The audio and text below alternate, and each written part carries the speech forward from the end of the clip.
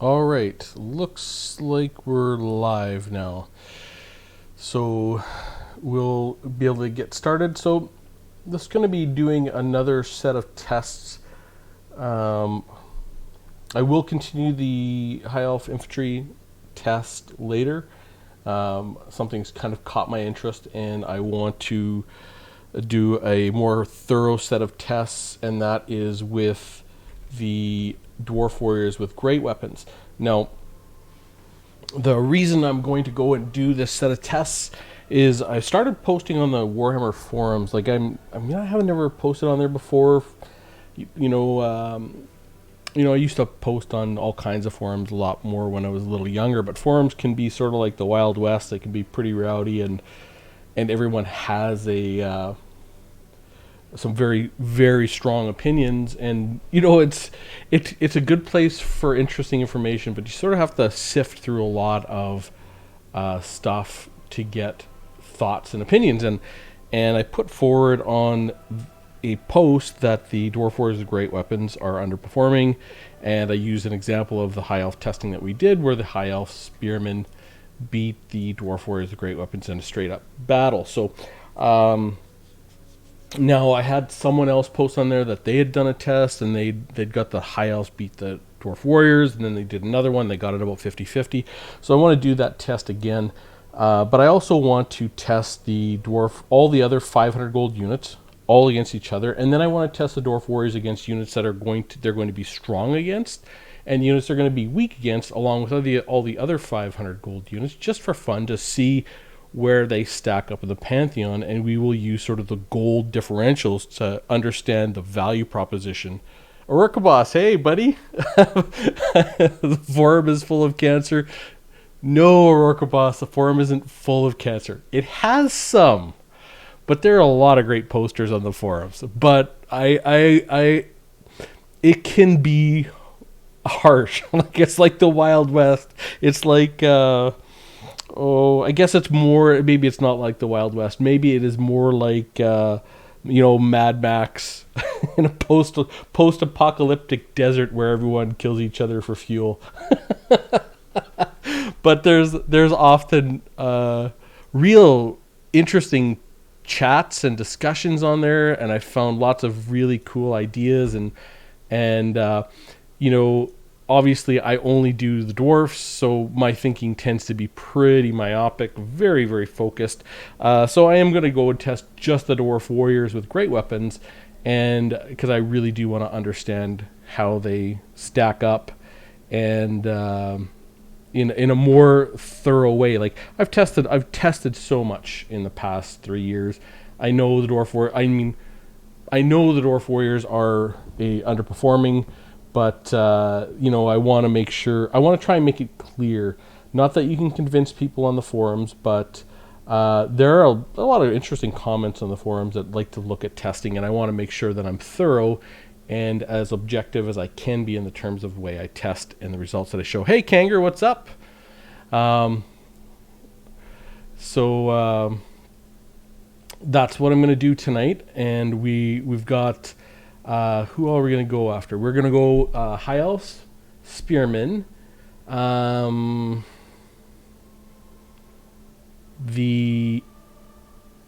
greenskins, nasty skulkers, the vampire counts,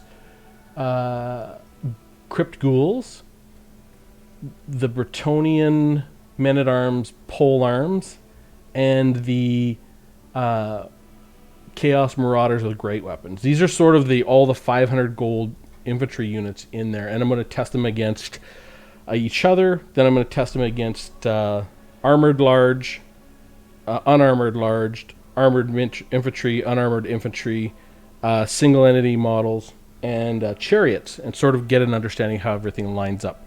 So because someone got a different result than I did, testing apparently the same way, I do want to retest the spearmen, because when I did the first test on the spearmen, if I look here, high elves, well, that's lizardmen testing.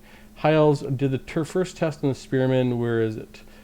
The dwarf warriors with great weapons lost all 7 matches, although 2 were extremely close. So I could see the Dwarf Warriors winning some of those for sure. The Spearmen finished with 33%. So I just want to retest them. And, 7 tests is usually enough to give you something reasonable, but someone did get something different on the forum. So I just, to be thorough and to make sure I've been careful, I'm going to retest this matchup. And then I'm going to do every other one as well. So we'll start with this one and we'll just keep on moving. Rogue Boss, 80 armor is pointless. 50 is a soft cap, 100 is a hard cap. Anything in between makes very little difference. A 50 armor is about where the pendulum swings from non-AP units to AP units. So when you get to higher tier stuff and lords and stuff, most things do have over 50 armor. It might be as high as 60 is where it swings, but it feels to me like 50 is about the right number. But we'll get this going. So we're gonna get the Dwarf Warriors going, and just in case anyone watches that hasn't seen the way I test before, what I do is I run the 2 units into each other. I do not change the formations because I try and keep the tests as repeatable as possible. Now, I understand formations have a big impact on tests and how they go, but both players can manipulate formations to their advantage. It's part of the game. So I keep them in their base formation. It is what it is. At least whether you agree with testing and formations or not, at least you know how I do all of my testing. So if you think all of my testing's wrong, it's all wrong by the same way in the same amount. So it's easy. I think it makes it at least understandable in context. So I look at when they first contact, and obviously they contacted a touch earlier, and maybe at 59 minutes and 50 seconds, and then I go right down that time. So 59 minutes, 50 seconds. And then I'm going to let them fight until one of the units routes. So we'll get that fight going. Okay. Who's got more charge bonus, Warriors or Spearmen? The Dwarf Warriors for sure. The Dwarf Warriors have 18 charge bonus. The Spearmen have 4. So the Spearmen have very poor charge bonus. But that martial prowess makes a really big difference in the early part. You can see the Spearmen believe they're winning. The Dwarf Warriors believe they're winning. It's kind of going back and forth right now. As units, though, get more and more tired, the balance of power generally shifts to the unit with more melee defense. That's why Dwarfs are so good in the 4th quarter, and defensive units can do really well. And you can see the Spearmen believe they're winning here, although it is a close match and it's going to last for a long time. Dwarves generally don't have the best charge bonus. I think it's Beastmen that have about the best in general. Their charge bonus all around on almost all their units is pretty strong compared to their peers. The Spearmen are going to win this pretty handily now. They're about to lose their martial prowess, but they're up by maybe the Dwarf Warriors will come back. I don't know. Looks like they're going to win to me because they think they're winning, but now they've lost their martial prowess, but now they're both exhausted. And you see this takes an incredibly long time to resolve that fight.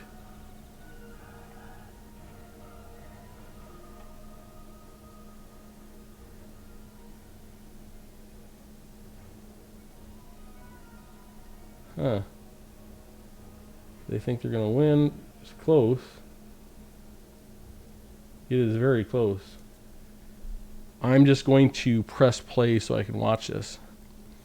I see the Warriors winning more when fully stretched because the change in impact damage means spears. Yes, that's exactly what does happen, Rourke Boss.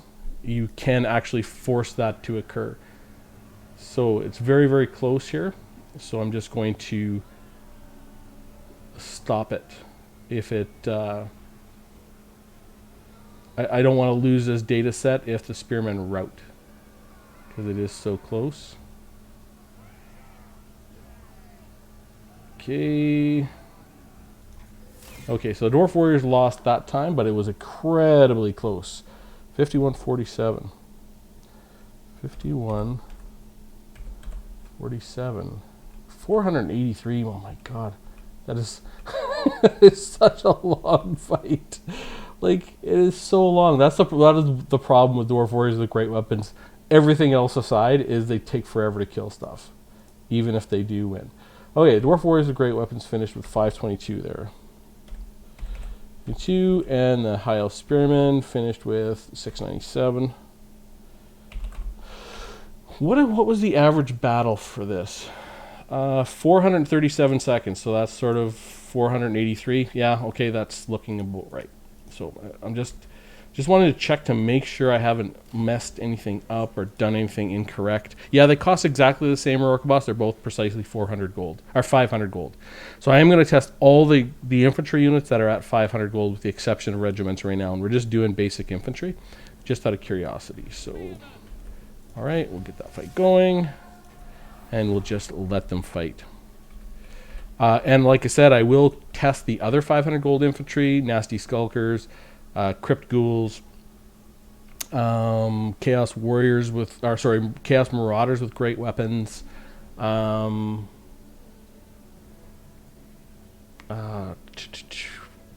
Halberds with pole arms. Is that it? I think there's 6 total units at 500 gold. Played one of the Orca Boss. I played one of the Sub Commander games with Indie Pride. Did you check that video? No, I haven't. That game was crazy. Sub Commander. I don't know what game that is. Sub Commander. It's like you literally are on a submarine.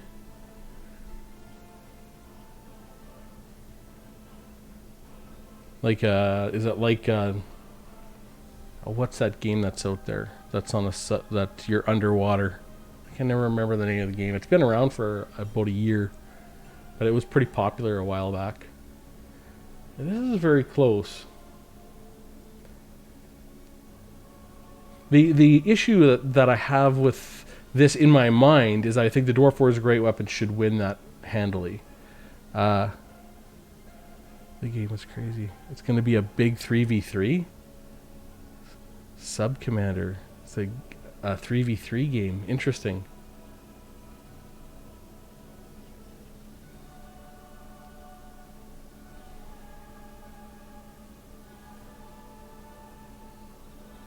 Okay, 52-48 to 48. For his great weapons finished with 670. And the Spearman finished with 1724. Okay. And in the battle and a rematch.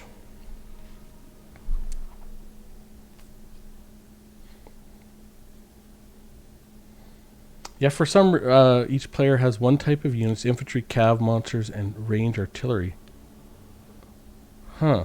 Okay. Oh, is this Total War Warhammer 2? And just a sort of an idea for fun games? Look at the video on Discord. Okay.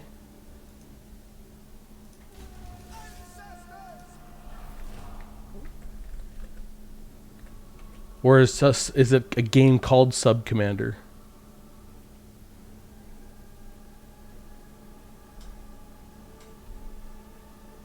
Because Indie Pride has been playing, I believe he's been playing that new, well, not new, he's been playing some Skaven game. Vermintide, I think. It's not an idea. Of course. Okay, it already happened, and Indie Pride already cast it. Okay, it's already done. Okay, I'll go take a look. I watch Indie Pride's channel periodically. I prefer his lore stuff. To be honest, I mostly prefer lore, but I haven't been watching. For some reason I've been really into NFL this year, watching the Raiders and Hard Knocks, and so I haven't been watching as much Warhammer as I usually watch. Okay, it's basically a Total War Warhammer 3v3 game. Okay. And you set it up in the multiplayer lounge, and you each pick ranged artillery or something like that. Okay. Well, looks like the Dwarf Warriors are going to win this one. Yep, it sure does look like they are going to. The other person on the forums who tested said he got a result where they both won an even amount of times, like sort of 50-50, which I could see. I mean, like you'd see these are very, very close. Okay, so I'm just going to press play just so I don't miss it if they route. 13 leadership for the spearmen.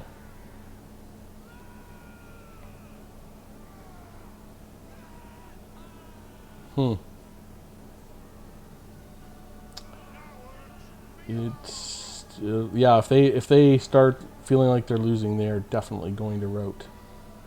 20. Oh, they feel like they're winning. 16. It's very, very close here, obviously. 20. So it looks like the High Elves are pulling ahead on leadership. 17. Yeesh. They could drop it all at any second. Okay. Okay. Well, looks like, huh. So how do I? So these guys got the flag up, but these guys are minus leadership as well.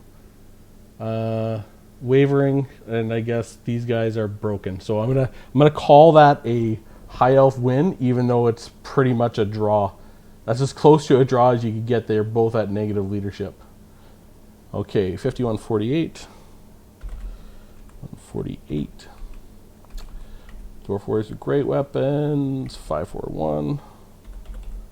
And High Elf Spearmen finished with 548. Okay, very, very even.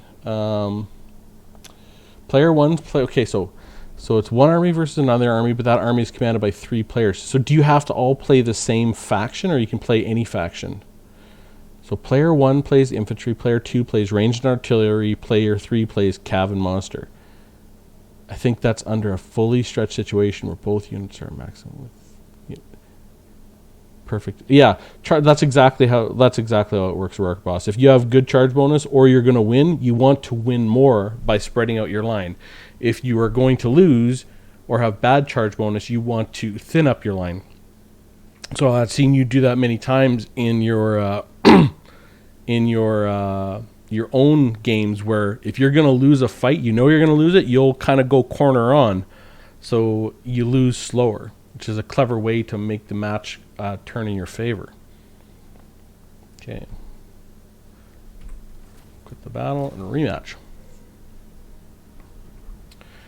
So when I test, I just use the basic formation.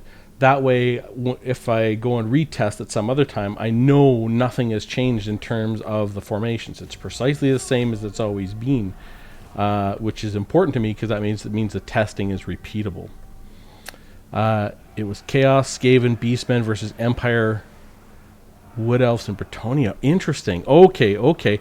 You know what? I saw the thumbnail for that, and you were doing Beastmen. Cool. Okay, I did see the thumbnail for that, Rourke Boss. I just didn't watch it because I don't normally watch a lot of 2v2s or 3v3s. I don't know why. I just don't. So I will go watch that. It's on my feed. I'm subscribed to Milk and Cookies Total War. But usually I go over to his channel when he does lore stuff. And he's been playing a lot of... I think he's been playing a lot of Vermintide lately, if my memory serves me correctly. Because that's what I've been seeing show up on his channel. I could be wrong, though. He might be doing something else. But I did see that thumbnail of a 3v3. So, and it was titled Order versus Chaos or something, right? Rourke Boss? The forces of order versus the forces of chaos or evil, or just the forces of destruction. Order versus destruction, something like that. It has a title, something like that. 55-33.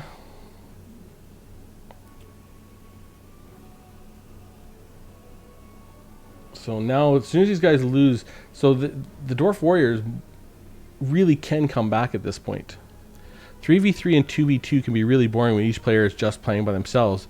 But in this scenario, you need to support each other in a different... Okay, so you need, like, I imagine, yeah, you need to support each other in a totally different way. It's not even like playing a 2v2. You are kind of playing by yourself, Order versus Evil. Okay, something like that. Okay, that I did see that, but I haven't watched it yet. Obviously, I will watch it for sure. I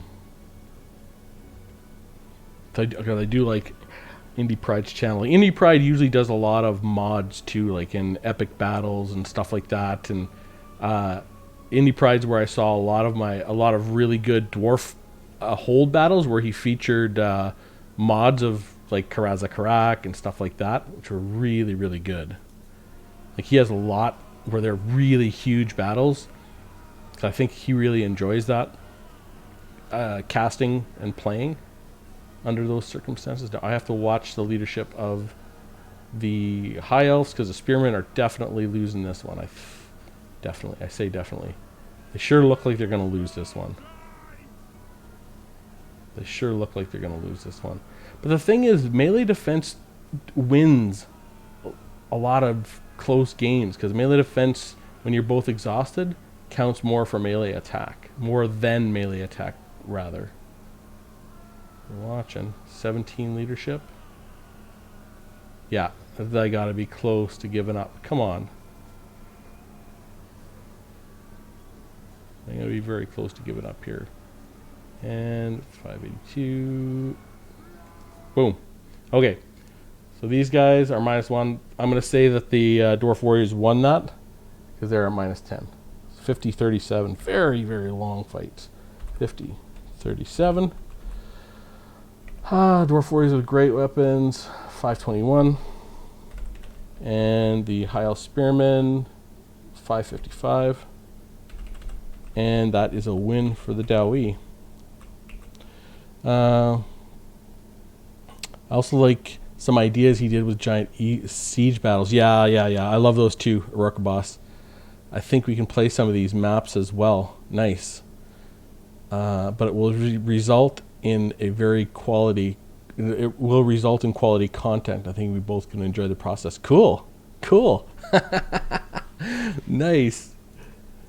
Okay. This has admittedly been closer than the first set of 7 tests I did, but I did those live too. I mean, there's no difference to how I've done them. Which is why I do the testing this way. So I like to make it repeatable so I can do it again and again, you know. And some tests like this, you know, we have done sets where we've done 20 tests because I think that's where testing like this becomes the most accurate. I mean, the most accurate it could reasonably be with, unless you're like for just getting us to like a sample size, you know. Okay. Keep that fight going. Yeah. Okay.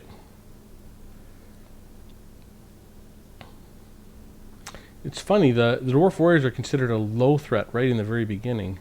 That seems strange. Because the Dwarf Warriors with great weapons do win in the beginning. Often, they're very close. They have a little bit extra health. Spearmen start with 5,600. Dwarf Warriors start with 5,800. So the Dwarf Warriors start with 200 extra health. Now they're up to 400 extra health. Result in... Like the Dwarf Settlement Siege map was huge. Yeah. I know from the gate to the main quarter was like an entire MP crossroads. I know that. That map was awesome. Yeah. And like he goes over the entire map too. I love the way he does his videos.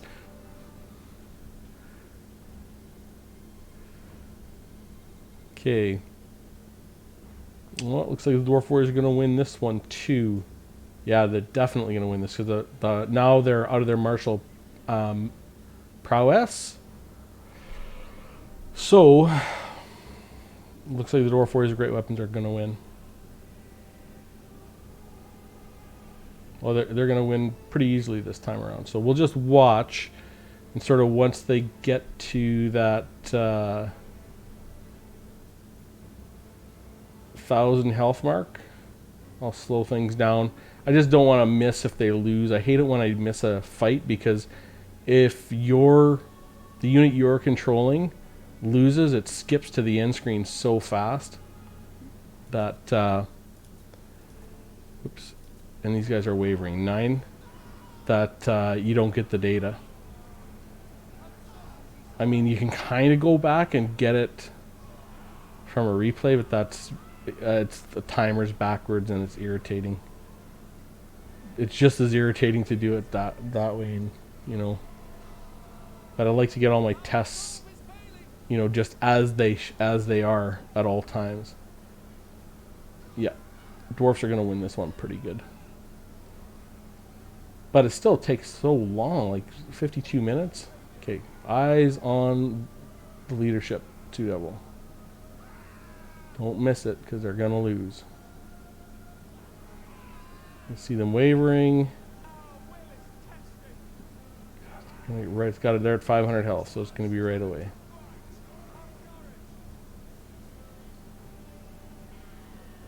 Boom. Okay. 5204. 4. And a Dwarf Warriors finished with 1358. And the Spearmen finished with 457. Okay, and Dwarf Warriors win. There we go.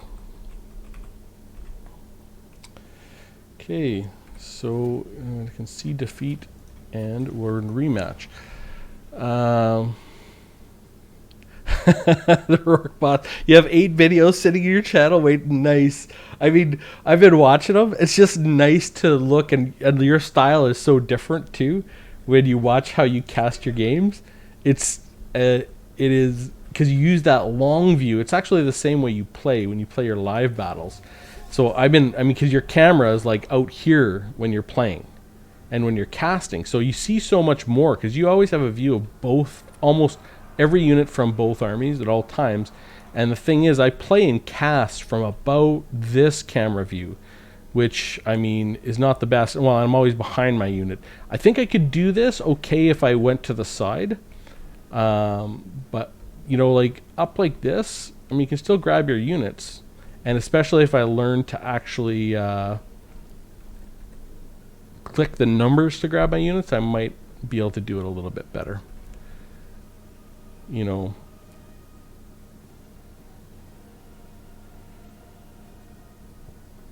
Yeah, I'm going to say the Dwarfs are off to a good start here. Yep. Yeah, you're like, and you know what? That's the thing. Your casting style will develop as you cast more and more to the style you like that suits you, right? You know, I mean, you ditch the debug cam when you. Oh, well, I saw one where you were definitely on the debug cam. Did you just in the new one you released today? Because the new one you released today was you versus Mukip, I think, right? Because I think a bit more zoomed in shots will boost your content. Yeah, I agree. Because looking at the units, everyone loves that. I forget to do it all the time. Yeah, because after all, the game is amazing and beautiful. I agree. The game is incredibly beautiful. Just to watch every bit of it, you know, to zoom in and see how those units are actually fighting, you know. I forget to do it, and every time I do a decent job of it, I always get comments of people who really like watching that part of the game. Oh, looks like the High Elves are going to lose this one too, so they're going to lose 3 in a row. Oh, I'm just going to press play, so I don't want to miss them routing in case they route early.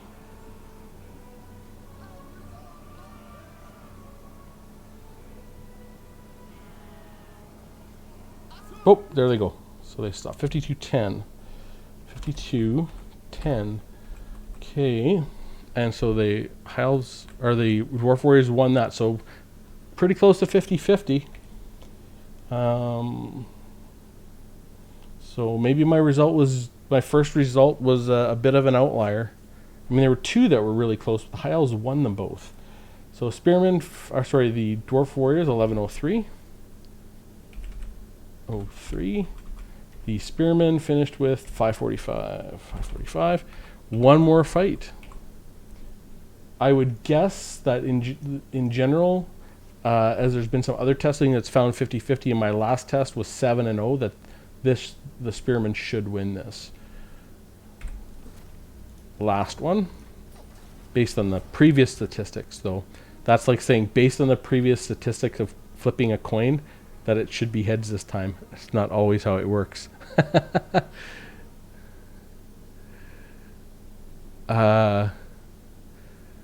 Okay, I ditched that because I think today was different. Okay, yep.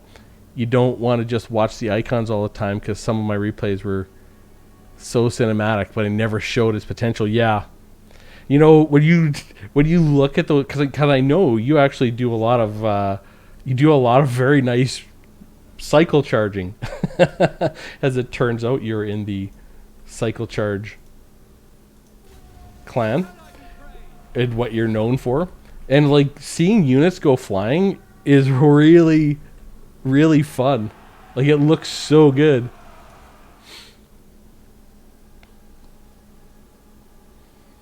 All right, we'll see those spearmen. Spearmen are losing, so it looks like it's for sure a different result than the first one, but obviously still very, very close. Extremely close, actually. That's about as close as you can get in a 7 test set where one unit wins 4-3. Certainly doesn't get much closer than that.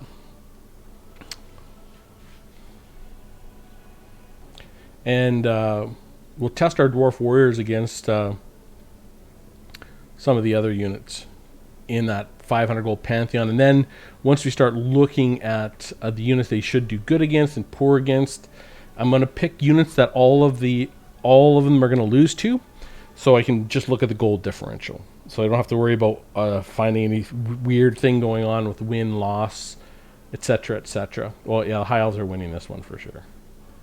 They're 800 health ahead. They still haven't lost their martial prowess. Looks like they're going to win that pretty solid. Dr. Nick, Gobble Slayer checking in before bed. Hope everyone's having a good one. Hey, Gobble Slayer. Good to see you. How's it going? Yeah, I might stay up and stream a little late. I don't have to work tomorrow, so. And I got a Friday off, which will be nice. Here we go. Oh man, this is Spearman have won this one by a lot. But it was much more balanced than the last time we did this fight. 53. Oh, what have we got? 53-36. And the Dwarf Warriors Great Weapons finished with 1086. And the Spearmen finished with 2873. 73. So in general, the Spearmen win that fight, 57% of the time, and they won it on the gold side. They took about 22 gold off our Dwarf Warriors. So our Dwarf Warriors approximate a value versus a Spearman's 478 gold. So we'll just save that, and I think the next unit will go. Copy is against the Chaos Marauder with Great Weapons.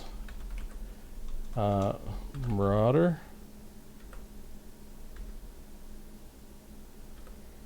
with Great Weapons. Chaos Marauder with Great Weapons should beat up the Dwarf Warriors with Great Weapons. They should, because it would be correct if they did, is what I mean to say. Because the Chaos Marauders with Great Weapons have that armor piercing, but they don't have any armor themselves, so the Dwarf Warriors armor piercing is wasted on their lack of armor. They only have 15 armor. So they should correctly win. This is sort of the Chaos Marauders with Great Weapons. Their best possible matchup is against an armor-piercing, a heavily armored armor-piercing unit. So this is where they should do their best. So what do Chaos Marauders have? 70-20 for health. They have pretty good health, eh? 70-20. 20. Copy. Okay, and we're just going to take this data out. Delete. I don't know wins, losses. Okay, actually, I just got to go. I'll be right back. Oh, just wait. I'll just read some stuff here.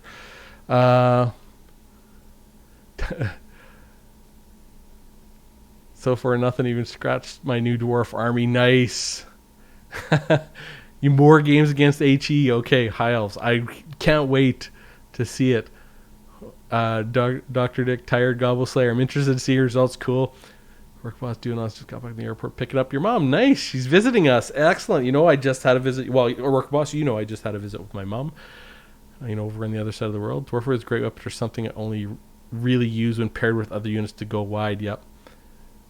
Oh, we all got visiting. We all got done visiting our moms. Kind of neat. Small world.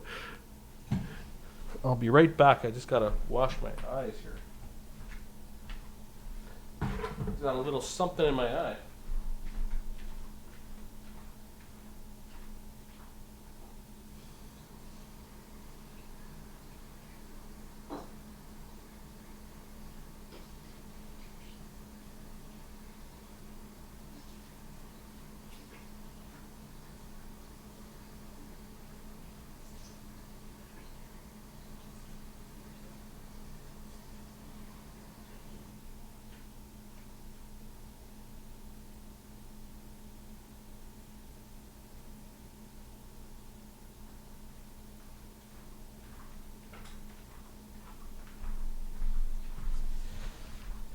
All right, that is better. So, I'm expecting the Chaos Marauders with great weapons to do very good in this. This is Dwarf Warriors with great weapons is their ideal target. Although a lot of people say the Chaos Marauders with great weapons are relatively poor unit. I can see that because they just don't have any armor. They're very weak to missile play. They're very weak to a lot of things. And unlike a unit like the Nasty Skulkers, they can't get close. You know, Nasty Skulkers can get close under the cover of stock, where these guys can't. So they take missile damage, and they're very... And on top of that... Whoops. Ah, shit. I'm going to say that started at 50. So we'll just let that play out. I think it started around 50. Yeah, you can see that they're winning very nicely, very handily. And they have 90 models and good health. So to keep their flavor, they would actually probably need more health. Well, they're really kicking the crap out of the Dwarf Warriors with great weapons, though. I mean, this is the result that I would expect. And, you know, because that's sort of what that's the Dwarf Warriors with great weapons are the unit they should do well against if they can get in there, right? And the only time you do see a Chaos player saying they will bring Chaos Marauders with great weapons against Dwarfs specifically, which is the only matchup they'll use them in generally. So 57-48. Oh, I'm going to say this is 50.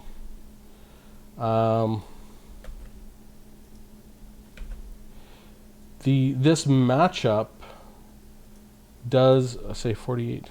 Will highlight though the kind of the ancillary, the other issue with Dwarf Warriors with great weapons should be good because they kill things so slowly. You see, Marauders with great weapons, they get in there, at least they do it quickly. 2 minutes they got the job done versus Dwarf Warriors with great weapons. Very, very strong there. Quickly and effectively, but it's really hard for them to get in. So I'm not. They have plenty of weaknesses, maybe even too many. Actually, yeah, definitely too many. I would say 870. 870. They do have a kind of a wide formation, but just doesn't seem to help help them enough versus arrows, stuff like that. And the Marauders finished with 3151. 3151. So pulled 150 gold off the Dwarf Warriors great weapons. That is a big chunk of gold, but that's what a unit that's going up against its ideal opponent should do, really. At least that's the way that I think. Dr. Nick going to check something, be right back. Yep, as I thought, Dwarf Warriors great weapons can be brought separate from Dwarf Warriors if King Cup rules. Yes, they can. Yep, King's Cup, they sure can. You can bring 5 basic Dwarf Warriors and 5 Dwarf Warriors with great weapons as a separate model, and you do the same with Longbeards. Oh, and you can do the same with Chaos Marauders, to be fair. One of the only units you can't do that with is the Saurus Warriors. So there's Saurus Warriors and Saurus Warriors with shields. You can only bring 5 of one of those, I think. And then you can bring the Saurus Warriors with spears and Saurus Spears with shields. Only one of those two as well. The shield doesn't count as a totally different unit. And boom. Very consistent, very quick. 57-27. Dwarf Warriors, great weapons. 895. Marauders, 31-31. 147 gold. They're going to win everyone. This is a demolition. In fact, is what I would call it. Rematch. So at least it goes quickly for testing.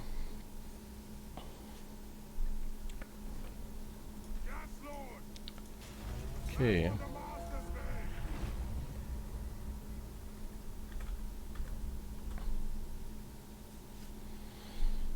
Yeah, that spread formation does help a little against missiles, but boy, Chaos Marauders, you get a couple volleys into them and it just devastate them. They don't have the greatest leadership either, to be fair, and they have nothing special about them in terms of their perks, with the exception of the ability to hide. Dwarf Warriors are doing a little bit better here, for whatever reason, you know. Still gonna get beat though. But definitely better. 57-15. Dwarf Warriors, 525. Marauders, 21-48. The Marauders pulled 100 gold off of them there. Rematch. Gobbo Slayer. So I think the Dwarf Warriors with great weapons perform best when they're on top of another unit like Miners. Or Dwarf Warriors. On their own, they just fall flat to add everything. They pair with Ironbreaker and Slayers too. Yeah, so I've done really extensive testing on these Dwarf Warriors with great weapons, Gobbo Slayer, and they're not awful as a bodyguard unit for, say, a rune priest, or a runesmith, or a rune lord. And they're decent if they can get up against armored cav or chariots, if they can get some shots in on them. They're sort of like the dwarf, like Miners, Dwarf Warriors with great weapons, and Longbeards with great weapons are sort of the dwarf anti-large. So they're just not a frontline unit. And they can mix with other units, just like you say, like pairing with Ironbreakers or Slayers. You know, in sort of a combined arms area, and there are reasons to use them, just not in an infantry fight right now. They're always going to struggle. Like if you could get a rear charge with them while something else was holding, they'd be fantastic. You know, but it's so hard to get a rear charge with a dwarf unit that has 28 speed. 57-33. But they got decent enough mass. 57-33. So they can slow things down, and those big armored chariots or single entity models, they can do some damage if the opponent lapses on their micro a little bit. But that's another problem. Depending on your opponent's lapse is always a problem. But if you can slow them down with like a double Rune of Wrath and Rune, they can get some damage in. 57-33. Sorry, what do they got? 758.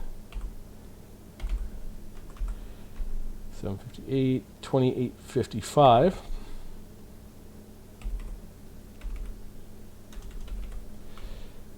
$139 gold. Yep. The Chaos Warriors or great weapons are kicking the crap out of them. Pair of Ironbreakers. Have you done a lot of testing with them already? Yeah, Gobbo Slayer. I have done a ton of testing with Dwarf Warriors great weapons over the last 3 years. In different scenarios, different ideas. I mean, they have just never been very good. I mean, there was for a while, Longbeards with great weapons were okay. You know, and that was in game one. For a while, they were okay. But miners have always been very, very bad in any kind of extended engagement. But they do have, miners have a little extra value because they're the cheapest dwarf unit. But when you look at blasting chargers are so strong, it's hard to advocate a buff for miners, because miners with blasting charges who are already strong would get that buff too. So if you're going to rework miners a little bit, I'd love giving them the tabletop ability where they're underground, which could be represented as essentially a what's the one up from Spot? Unspottable until they're spotted for the first time. And then that would represent them coming out from underground and being able to ambush things. I think it would make them interesting. And going from 75 to 60 models on the miners with blasting charges to make the blasting charges a little less powerful, and then buffing up the miners' melee attack and charge bonus a little bit, and reducing their armor a touch. But I guess I see things a little differently, as just that's all I play is the dwarf. So 57-17. 589. I think that would be really fun to play miners like that, because you could vanguard them and hide them in the back. They could go after artillery. They could get around back and get in a rear charge. That would be one way to get a potential rear charge with a dwarf unit, which is, it's really hard to do right now any other way. I mean, the times that I play the dwarfs and use rangers to get sort of vanguard them behind the enemy and go and shoot down their artillery, I really love those games. They're so fun.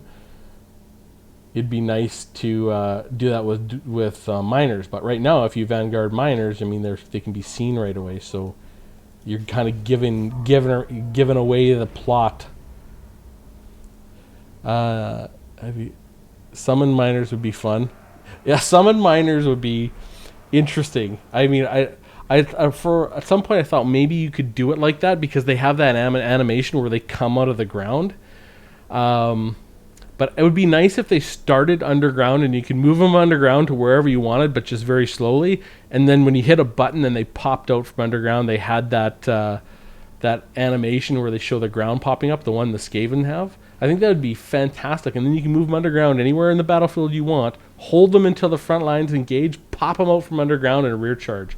I think that would be absolutely hilarious and fun, and it would allow for dynamic play. But I don't know if you could do that, where you could kind of move around a unit that wasn't merely invisible, but completely underground, where other units could technically be on top of it while you were commanding it.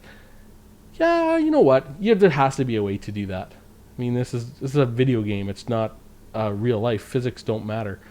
So, 57-16. Did I say 57-16? Yeah. Very, very consistent results here. Dwarf Warriors great weapons. 372. Marauders great weapons. 1794. Gonna pull 100 gold off of them. Gobbo Slayer. I think it might be fun to be a bit I think it might be a bit OP if they were invisible and could move underground. It might be, but they would still be miners. Like if you fight anything with miners, you lose. Like, miners don't beat anything. I mean, they don't beat Skaven. They don't beat clan rats. They don't beat goblins. They don't beat men at arms that are 250 gold. And like, the dwarves don't have the mobility. Maybe it'd be OP, I don't know. It'd be fun, I tell you that much. It'd be fun and hilarious. I would love it. But, it might be OP, I don't know. But that's how the tabletop works. You can put your miners anywhere on the field you want. In the entire field. It's not like they're moving around. You just get to take them off the table and put them wherever the hell you please in tabletop. And it seems to work. And this is, it's not a perfect representation of tabletop, obviously, but I mean, they do try where they can to make that happen. and to make it as close to the tabletop as they can. But can imagine how much more interesting the dwarfs would play if you could do that. You know, if you could bring miners with blasting charges underground. I mean, only 60 models, obviously, instead of 75 because those blasting charges are powerful. Pop them up and just blasting charge things in the back and their rear charge. You know, it would be awesome. It would be so fun as the Dowie. It would open up so many potential avenues for gameplay and tactics and everything else. Maybe they'd have to be more expensive. You know, they go from 325 and 400 to 400 and 450 with 75 models and 60 models, but still, or something like that. Or they keep the same stats and they get that underground. Yeah, I don't know. I think it would be fun. Oh, are the Dwarf Warriors going to win this? They think they're going to win it. This is very, very close. Yes, they're winning it. Okay, so it's 12:21. I'm just going to watch. Huh. Unexpected that is that the Dwarf Warriors could take even a game off the Chaos Marauders. Very surprising. Even one victory. And boom, boom. All right, they won one. Wow, 5703. 1 out of 7. Dwarf Warriors Great Weapons 867, and the Marauders 730. So, one victory, not bad. I figured they would lose all of them. So let's continue with, let's do the Nasty Skulkers. So Nasty Skulkers are, and they're like sort of the gold standard at 500. Their leadership is completely awful, but that stock makes such a big difference. Nasty Skulkers. They are so good. And then on top of that, they get 3 smoke bombs. You can imagine if at 500 gold, Dwarf Warriors of Great Weapons had smoke bomb. Every dwarf player would have at least 4 every game. If you had 3 smoke bombs with them, you could stop cav charges and stuff. You know, it's crazy how good Nasty Skulkers are. The issue is Nasty Skulkers are super powerful versus the Dowie because the Dowie have a hard time taking advantage of their low leadership. Okay, I'm just going to save that. But I see lots of people bringing Nasty Skulkers just for that to help defend the back line. You know, they might bring 1 or 2 to help defend, artillery or something to stop cav. Okay, in the battle. Gobbo Slayer. I've been experimenting with an interesting counter to chariots, but there's too many drawbacks to bring every time. It's more of a rock, scissors, papers pick if you know your opponent. Gobbo Slayer, I know that feeling because it is like, if you know who you're playing, you can do it. It's one of those things. But it's so super risky to bring against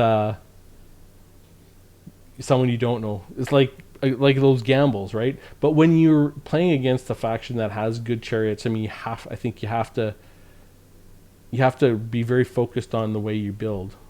Okay, so we wanted greenskins, Nasty Skulkers. The cream of the crop at 500 gold, in my opinion. They are an extremely good unit. Okay, we'll go Nasty Skulkers. How much health do they have? 6240.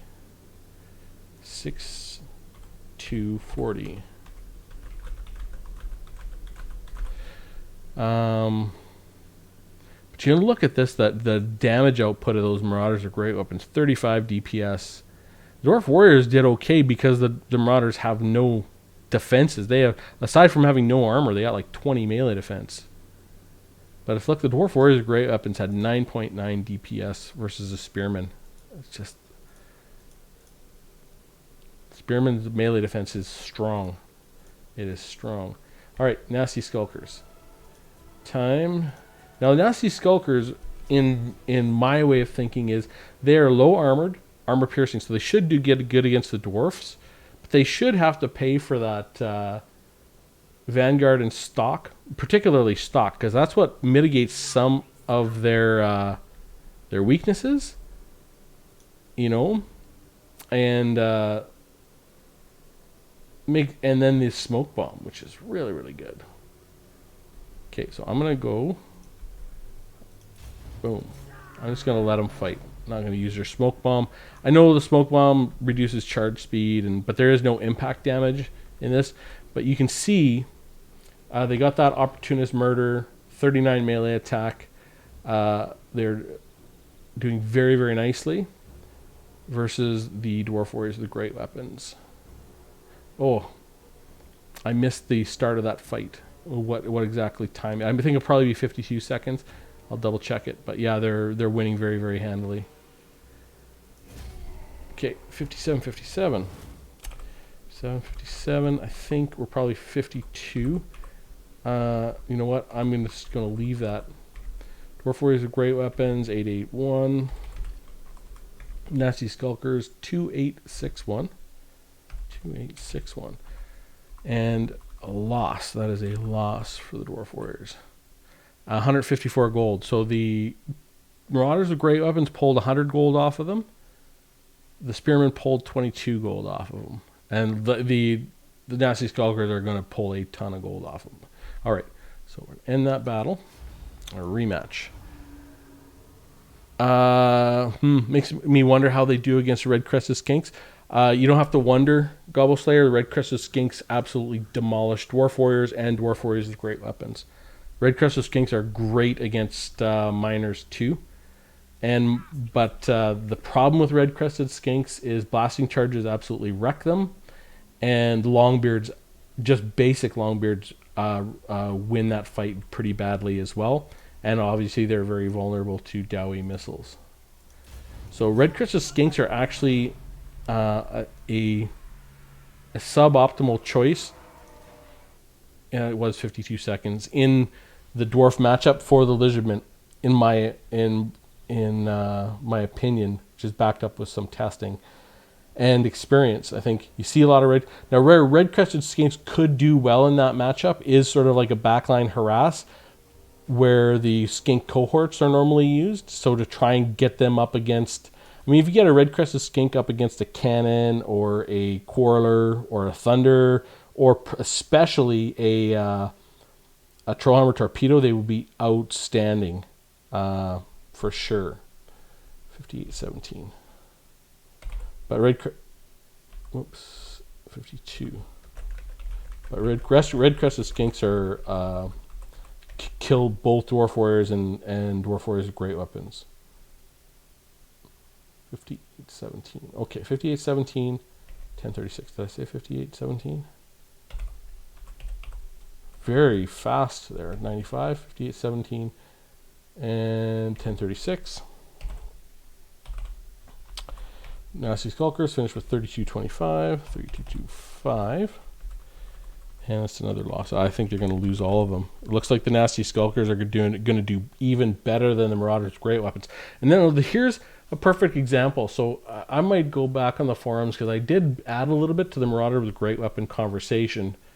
And not only Nasty Skulkers, just in a basic 101, better than the Marauders with great weapons, but they can get to the fight because they have stock. They have obviously that smoke bomb, but they also have more infantry utility as part of the Greenskin army, with basic things like the Bonewood Staff, Wah, maybe Here We Go, Sneaky Stabbin', or Itchy Nuisance. I don't anyone's going to put Fist of Gork on them, but they could. I mean, they can do some damage, right? So Nasty Skulkers are, I don't know if they're OP because their leadership is so terrible. But if they're allowed to get, this is why Nasty Skulkers is an interesting unit, I think, is they're very powerful, but they are exploitable. Like, you can, if you can get something that, one rear charge and they rout, that's kind of the thing. Or, if you get a flame, a troll hammer, or basically not a troll hammer torpedo, an iron drake with the flames. You hit them once and they're ready to rout. So I think they're an interesting unit, and they sort of really amplify what the Marauders with great weapons lack. Like the Marauders with great weapons should be much better for their total lack of armor, but they are definitely not. Okay, let's see. 58-17, I got that right. 58-17, yes. Okay, quit battle and rematch. Termine. Makes me wonder how those gobbles need slaying. They do. Nasty Skulkers turn me into Grombrindle when I see them as a Dowie. Oh man, I hate goblins. Man. Most people seem to think the Red Crested Skinks are good against the Dowie, but they really aren't. Yeah, not unless the Dwarf players are or just bring miners and Dwarf Warriors. I agree. Or they really only bring 2 of them, and they bring them sort of as a second wave in the back line. If you were, honestly, a good Lizardman build might have 2 Red-Crested Skinks and bring them very wide, and then put them behind Skink cohorts, around the edges. So if you brought 2 Skink cohorts and 2 Red-Crested Skinks, one on each side, and then brought them around the flanks and brought in the Skink cohorts first to take any arrows or lock down any Longbeards or anything, and then got the Red-Crested Skinks around into the soft back line, I mean, then I think you're doing good. I think that would be good. But Rourke Boss. Skulkers are very good versus Dwarfs, yeah. Skulkers are very good versus lots of stuff. But they only got terrible leadership. 40 leadership. It's just awful. But I mean, that's the thing. That's why I think they're a fun unit, because you can take advantage of them. You let them go into a straight up fight like this, they kick the snot out of a lot of things. Plus they have a lot of utility, but they have 40 leadership. So you can take advantage of them, but and then they have all kinds of other stuff.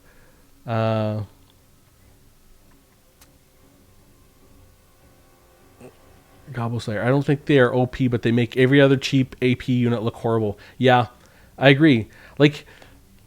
I don't know. I don't think they're OP either. They're just very strong, and they're one of those units that if you do not account for them and they get in the right situation, they can be the difference maker. They can win fights. But they can also lose you fights. I mean, if someone's on point with their micro, I mean, you bring them in the wrong matchup, like someone has a terror bomb, I mean, they're just gone. Welcome back, Rorka. It's been spewing my thoughts. Not just Skulkers, Night Goblins are also very efficient. Night Goblins are very efficient. Night Goblins actually beat Dwarf Warriors with great weapons. The Night Goblins at 400, which makes me super sad, but it is what it is. 5808. It's one of the many reasons I think Dwarf Warriors great weapons are really hurting. 986.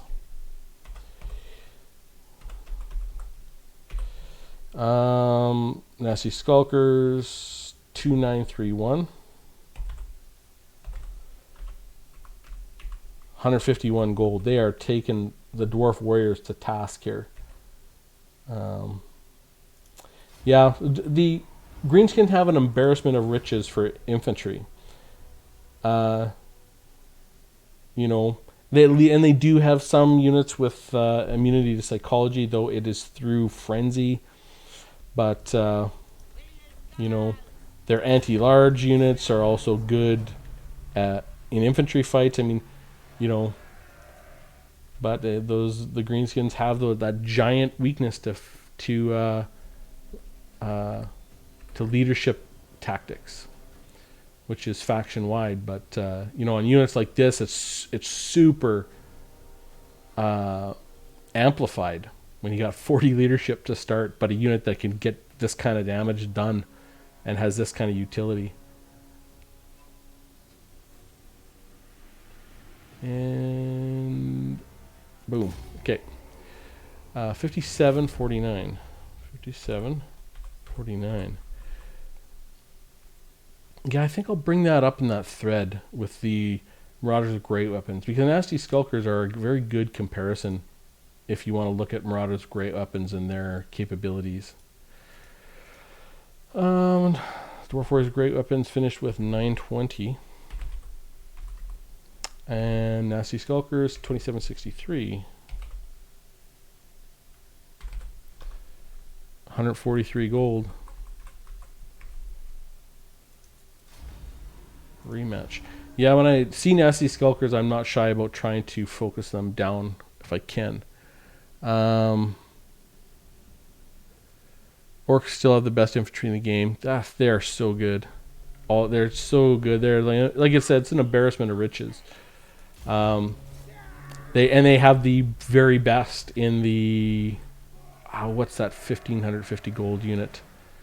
The Crimson Killas. Where they're missing, I will say, is their armor piercing anti-large is the one area where they're missing. Although it can be made up for, but I think they feel the pinch there because they don't have good armor piercing anti-large. And they obviously have chaff-ish, but they don't have true chaff. Like Skaven slaves and peasant mobs and zombies are what I call true chaff. So there's only 3 factions that have them, but have true chaff. But they don't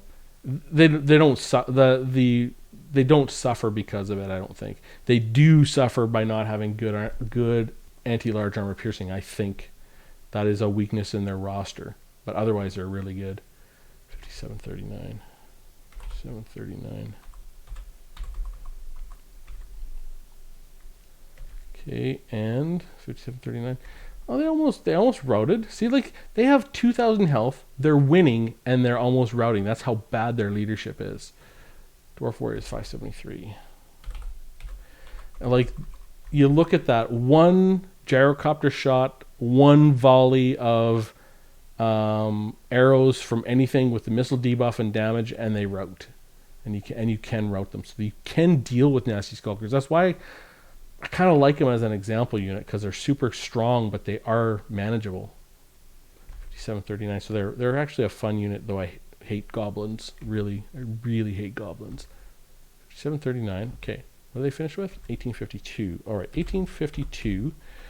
Only 99 gold that time. So they're still doing all right. Rematch. Can you test Dwarf Warriors Great Weapons or Great Grey Swords? I finally do decent there for the cost. Yeah, I'll test them. Since you're here, Gobble. Slayer. But they will get Dwarf Warriors Great Weapons versus Great Swords will get absolutely obliterated in terms of their total gold value. But we'll test it anyways.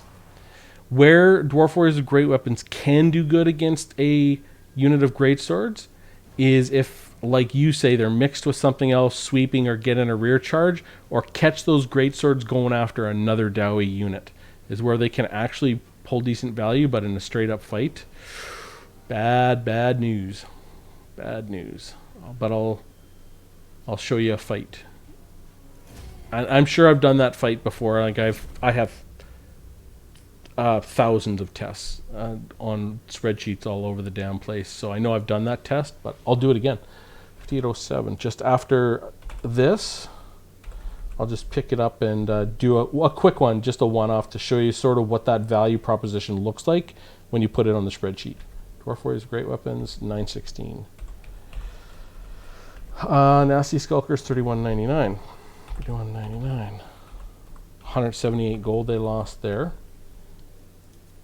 In battle rematch. Okay, Orc Boss, not really. Boar Biggins are one of the best anti-large. Really?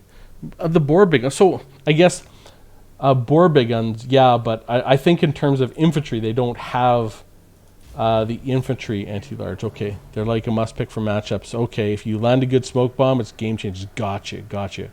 Okay, but Gobble Slayer, it's seeing is believing, and seeing how the numbers show up is interesting.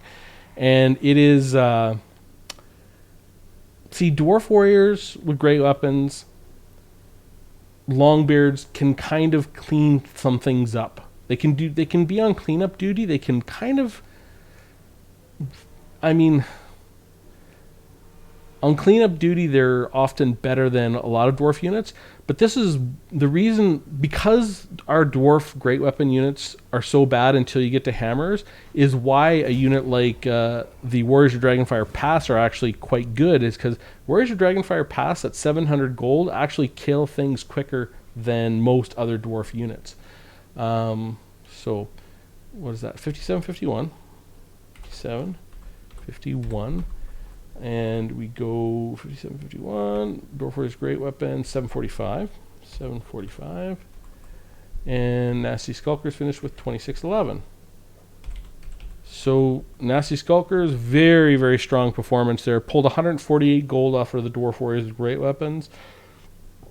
I will be matching the Nasty Skulkers up against the Marauders' Great Weapons and everything else. Like, I think Nasty Skulkers will finish number one out of all the 500 gold units. You know, based on experience, they're a strong unit, but they're a nice unit because they do have their weaknesses. So I am going to just do this and this. Okay, now I'm gonna go get a great sword real quick. Okay, in battle, so that we can just show you that quick test to show kind of where the value is. Greatswords are actually a pretty good unit all around. The problem is the greatswords don't match up with other elite units. Like, greatswords are a good unit, but they're not so good against black orcs, and they're not that great against bestigors, and they're not that great against hammers, and they're not so great against Swordmasters of Hoeth or Hargoneth Executioners. They're just not top tier armor-piercing anti-infantry. They're good mid-tier. They're not good. They're decent mid-tier infantry, but they're just not top tier. So Empire just doesn't have the tools at the top tier on the infantry side as other factions have. Okay, and they're vulnerable to missiles, and they're tightly packed, so they're vulnerable to artillery. There's all kinds of things about those units that are make them vulnerable, but if you put them in a straight up fight, they're pretty good. Okay, Empire. Let me look. Okay, Empire. Where are they? 900. So what we're looking at here, obviously, Gobbleslayer is a value proposition. So it doesn't matter that they're different gold. When we put them in the spreadsheet, we're going to see the value differential, and because this is where you find very efficient units like Skaven slaves, clan rats, peasant mobs, that often, even though they lose very badly, they still actually pull positive value on the gold side. So 6840 for the greatsword. I'm just going to put that down. 6840 for the greatswords. So I'm just going to do one fight. I imagine they'll meet at 50, but okay. So battle start. I think they have a bonus versus infantry of 9. Yes, 9. That 95 armor is a very nice number, actually.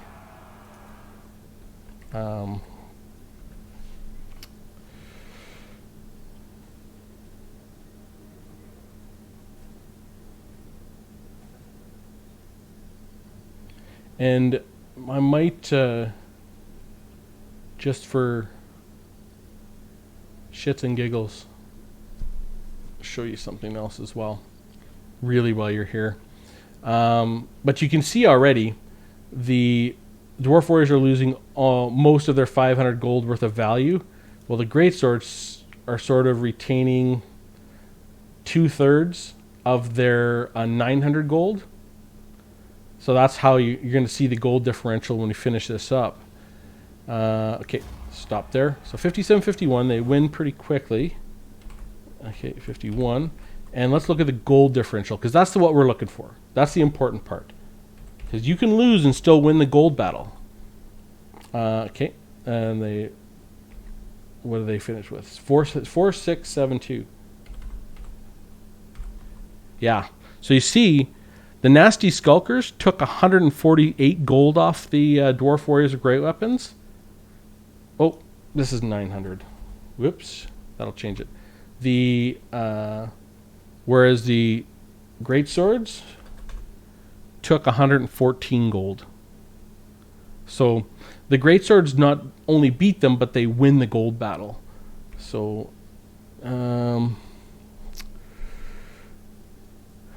okay, have you seen the Black Orc and Night Goblin combo? Oh my god, Orca Boss, that would be a nasty combination. Try that against super elite infantry, you'll see what I'm talking about. No kidding, poison. I almost pair them with miners, blasting charges, so I don't know how they do. Dr. Nick, here is an interesting combo. Is that miners with blasting charges are actually strong against greatswords because greatswords are so tightly packed. And just for shits and giggles, I'll show you something. This is in another stream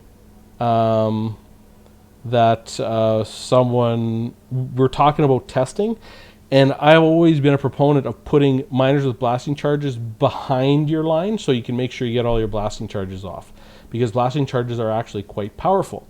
And then we're looking at putting miners with blasting charges behind.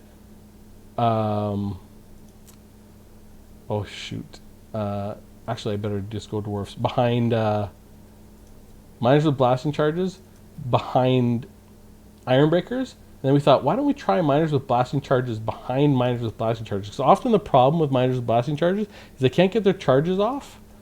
But if you put the two behind each other, can they actually be super effective like that? So I'm going to get the 900 gold greatswords and the two miners with blasting charges, and I'm going to spread them out. This is just for fun. Obviously, it's just a fun test.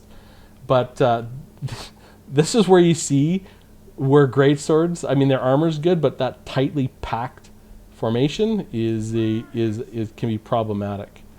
Okay, I'll get these guys. Okay, and we'll get them coming in, and so you're gonna see, because the two of them offset their blasting charges a little bit, they keep them staggered, and then they can all get all their blasting charges off, and then they can both sort of charge in, and the great swords will get a weird charge. Now, unfortunately, the great swords, I mean, they're kind of 2/3 health. They'll still win that long term, but you know, you can see the miners with blasting charges got the charge. They think they're winning. I mean, I don't think they're going to win that, but it's an interesting way to do it with those tightly packed infantry. It works decently against sword masters as well, but the key is you have to get those blasting charges off. And you see here the great swords are just so good, and the miners with no stats are so bad they're actually going to, well, yeah, they're going to win. They still have half their models left and a giant bonus versus infantry. The miners will lose that. But you can see they almost get them. It's close, you know, but they're still losing value, and the great swords win. Okay, so the next unit we're going to look at, they kill 45, half of them ish. All right, so look at the try that against, almost always pair them with miners. Orca Boss, great swords suck. No, they don't, Orca Boss. No, great swords don't suck. They're average. Even against Dwarf, when everything in infantry, great swords still very bad. No, great swords are actually pretty decent. They're just not outstanding. Like, great swords used to be amazing. They used to be amazing. But you know, you look at let's take a longbeard with great weapons. Get them up to 900, you know. Well, we'll even give him a little bit extra, 950 to 900, because you know, maybe you're thinking those chevrons aren't super efficient, and you gotta, you know, the great swords can just plow through them. Where the great swords can suffer though is they're tightly packed. You know, they're vulnerable to thunders, to arrows, and all kinds of stuff. But if you can get them in a fight, they're good. You know, they can do a number. Now, you see the kills are starting to pull away for the great swords. I don't know if a Longbeard at 9 chevrons beats a greatsword. To be honest, I think I could try them. But you can see now the Longbeards are getting pretty beat down by these greatswords. That Longbeard's 950 gold. Greatswords they're decent, but they have a lot of they're vulnerable in a lot of ways. But if you can get them to the fight you want, this is what they're gonna do. They're gonna kick some butt, you know. And you know there we go. There goes the Longbeards. I wonder if I can even get the Longbeards with 9 chevrons. I'll just give a quick test. You know, sort of a 1055. This is, I mean, Longbeards are very weak, but just out of curiosity. Really, the only Empire armies that ever give me conniptions are the ones with great swords. Yeah, great. I like. Dowie have such a strong advantage again in this matchup, in pretty much every way. But in this one mini matchup, the great swords are really strong. But it's hard to get the great swords on the units you want. It really is. It's just they're so vulnerable to dwarf backline.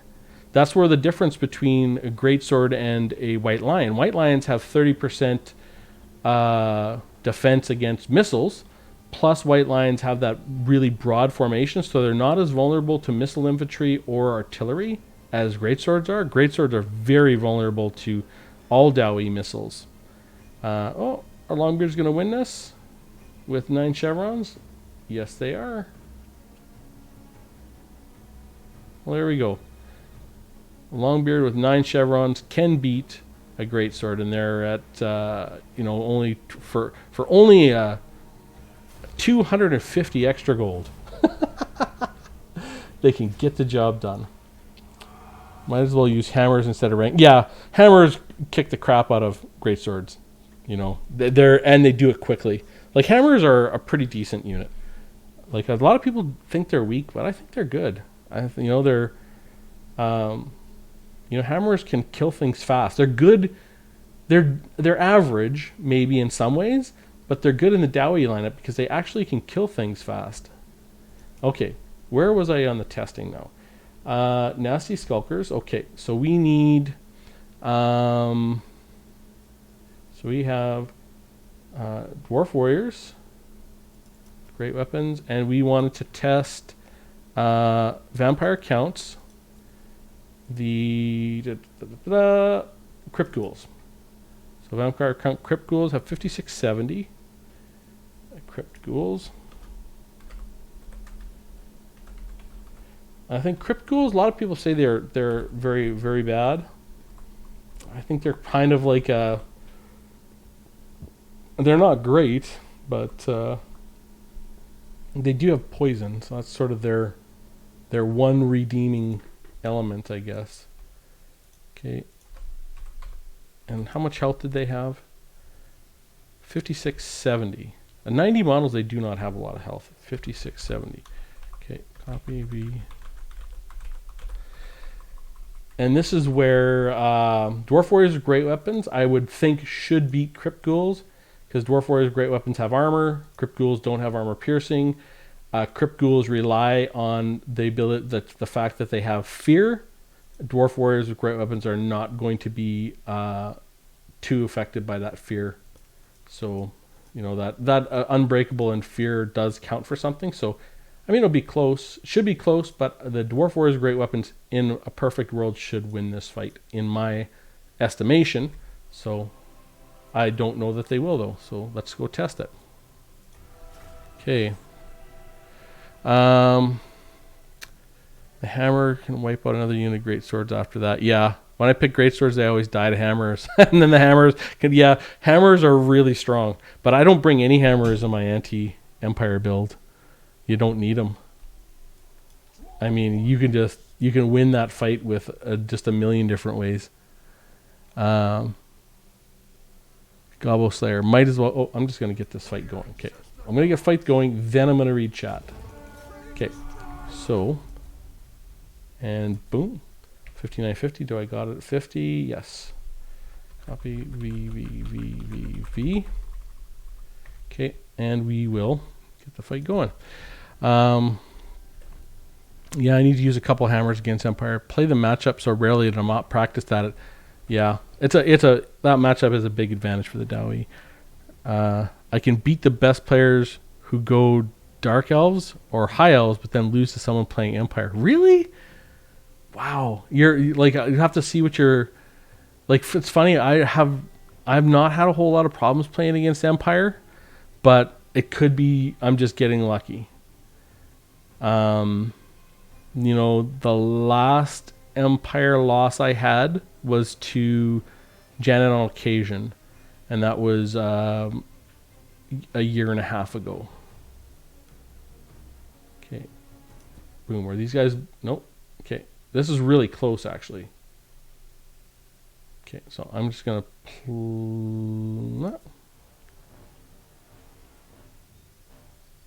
boy, oh boy, this is really close for both. I'm just going to hit play.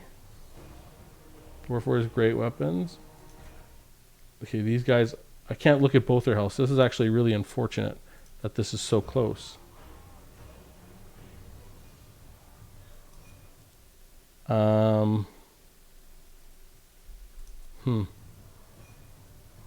So I don't want to miss a data point. I'm going to have to reverse the... well, there we go. Dwarf Warriors lost that one. The Crypt Ghouls win. Okay, so 5610. Dwarf Warriors, great weapons. 569. And the Crypt Ghouls finished with 1192. 2. Crypt Ghouls took 56 gold off the Dwarf Warriors. Okay, so we get back there. Seed defeat, yes. I'm going to end that battle and just swap sides so that it's easier to watch the health. Okay. Easier to manage the leadership without losing data. Okay. Dwarf Warriors, great weapons. Crypt Ghouls, yes. Start battle. Orc Boss, best DE or HE players rarely lose to Dwarf. Yeah, Dark Elves are so tough to beat, I think. But I'm not going to get into that. But for example, I would show my match against Chermis. You got a match against Chermis. Chermis is awesome. My armies against Empire just bad, getting better though. So I guess Umaze has some good armies against Empire. My army versus Empire is I bring 2 Thunders and 4 Bugman's Rangers. No artillery. 3 Dwarf Warriors, 2 Longbeards, 2 Longbeards with great weapons to defend the back line, and then I think I have 5 miners with no blasting charges. Okay, I'm going to watch this leadership. If it goes below 0, I'm stopping it. I have to look at that build of mine.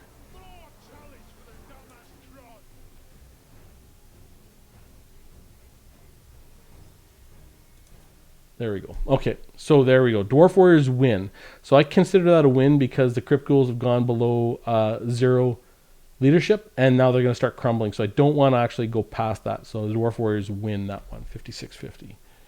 5650. Dwarf Warriors, great weapons, 1228. And Crypt Ghouls finished with 1072. And Dwarf Warriors win and win gold. So very, very close though. You can see defeat. All right, this feels a little easier to match. Myers, okay, yeah, it's on.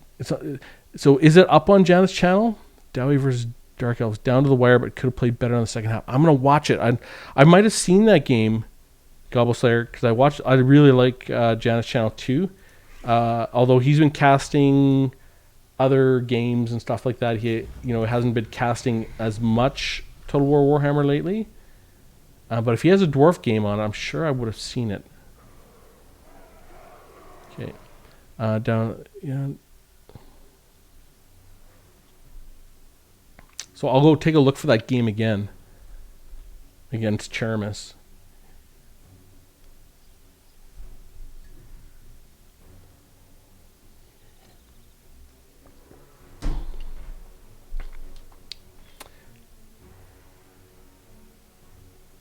Yeah, I think one of the keys in the matchup against Empire, not keys. I mean, when you have an advantage, you can win a lot of different ways. That's kind of the nice part about it, obviously. But I think in that matchup, Thunders are really, really good for the Dowie, because if the Empire player brings Karl Franz on his flying mount, or Balthazar Gelt on the flying mount, Thunders are so good against it.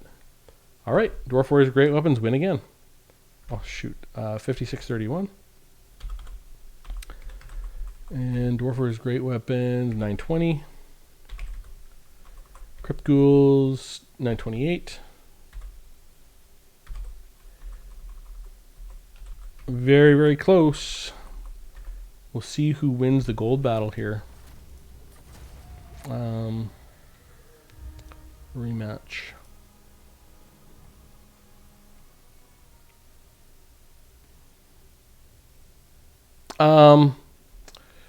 You can just send it to me on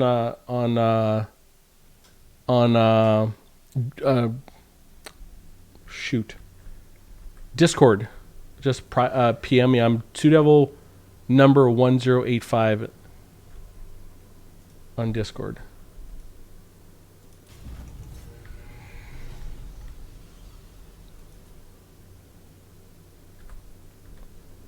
Those Crypt Ghouls are good.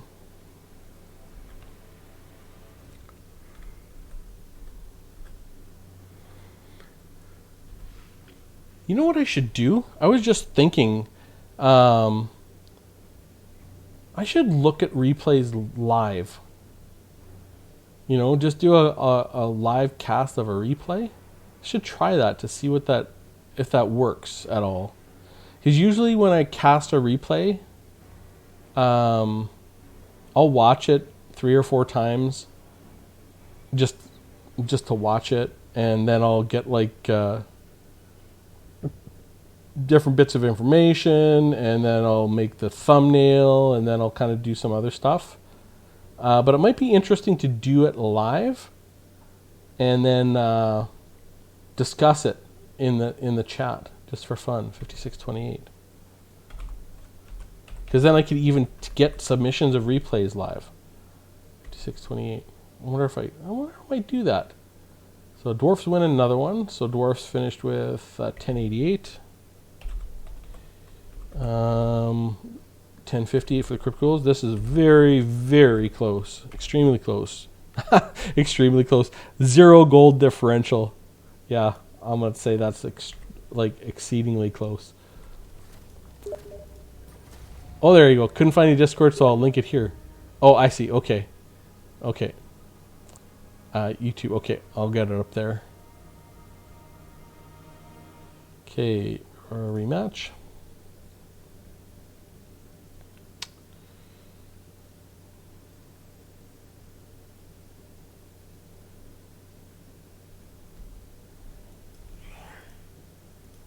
And then after the Crypt Ghouls on Discord, oh, Dr. Nick, okay. Okay, I will add you there. Yeah, I'll add you there as well. Well, you know, Discord is it's so easy to use Discord. I actually really like Discord. I mean, it's actually such a nice tool compared to TeamSpeak and all those other things, because it's sort of like a forums and a way to organize, and it's easy to move stuff, and you can chat, and you can talk, and you can have group chat, and you know, PMs. It's like Discord is so good.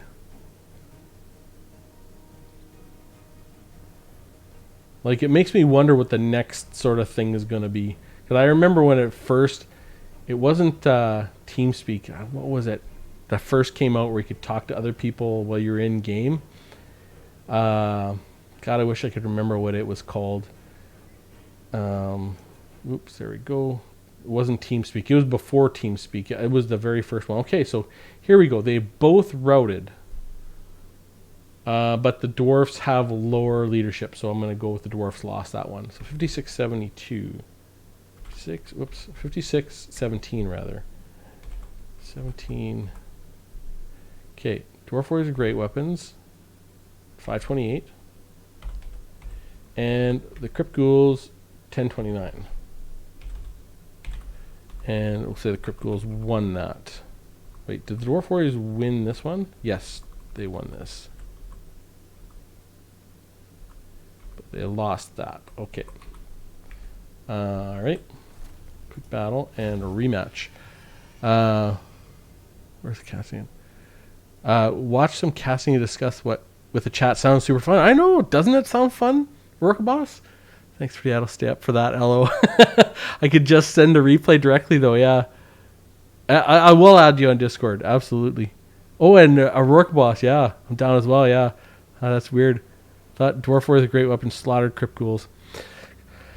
Dwarf Warriors are great weapons they really do underperform. And it's less than just being, meh, they're bad. Because Crypt Ghouls, a lot of people say they're bad. I think, like, Crypt Ghouls, their ideal fight is going to be against the Nasty Skulkers. Because the Crypt Ghouls have fear, and the Nasty Skulkers have no armor. So when we see the Crypt Ghouls fight the Nasty Skulkers, that's where the Crypt Ghouls will shine. And they'll do very good against the Marauders with great weapons. But the Nasty Skulkers is who they're going to do the very best against. They don't have armor piercing. They have no armor. So you'd think that, yeah, the Dwarf Warriors would with great weapons, their armor piercing is wasted. But the Crypt Ghouls would have a hard time getting through the armor. But it's just not the way it is. Crypt Ghoul is by no means a spectacular unit. You never see it. Not never. I mean, I don't see it. I can't remember the last time I saw Crypt Ghouls in a fight. Like, you see, not Crypt Ghouls, there's a regiment of renown that has stock. The Konigstein Stalkers? No, that's not right. So this is going to be a victory for the Crypt Ghoul. 55-51. But it's very close. Ooh, we just got a giant thunderbolt here in town. 55-51. Okay, 55-51. And the Dwarf Warriors great weapons, 555. And the Crypt Ghouls, we got 1058. Okay. So pulled 46 gold. So it looks like Crypt Ghouls are going to win that gold fight, is what I would say. But it's close. But anyways, Crypt Ghouls, this is sort of their optimum, the best that's ever going to be for them, because Crypt Ghouls are very vulnerable to missiles. They're vulnerable to units have no AP. They're vulnerable to pretty much everything. They don't have anything special here except for the thing that every undead unit has, which is fear, and they do have the poison, which is one good thing. So they can be useful in niche builds and ideas, and there's something to them, but they're generally considered pretty weak, I think, and for good reason. They have decent weapon strength at 40. It's not like, and their stats are decent for undead, 27-25.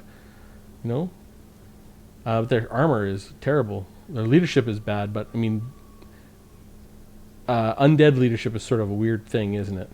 It's not quite the same as other leadership because they crumble and they don't rout. Ooh, she is really starting to storm outside. And there we go. The Crypt Ghouls won that one pretty handily, 56-37. 56-37. 193. 193. And Dwarf Warriors Great Weapons finished with 619. 619. And the Crypt Ghouls finished with 1746. So the Dwarf Warriors won 43% of the time, and the Crypt Ghouls took 34 gold off of them. So the worst matchup so far, I mean, the Dwarf Warriors and Great Weapons have lost gold in every matchup so far. The worst one being against the Nasty Skulkers. Nasty Skulkers are a great unit if they can get into the fight cleanly without getting beat up before they get there. They really are a great unit. So now I think V 1, 2, 3, 4. So I think it's just the Bretonnian Brett halberds.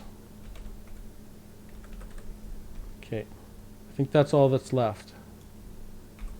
Okay, so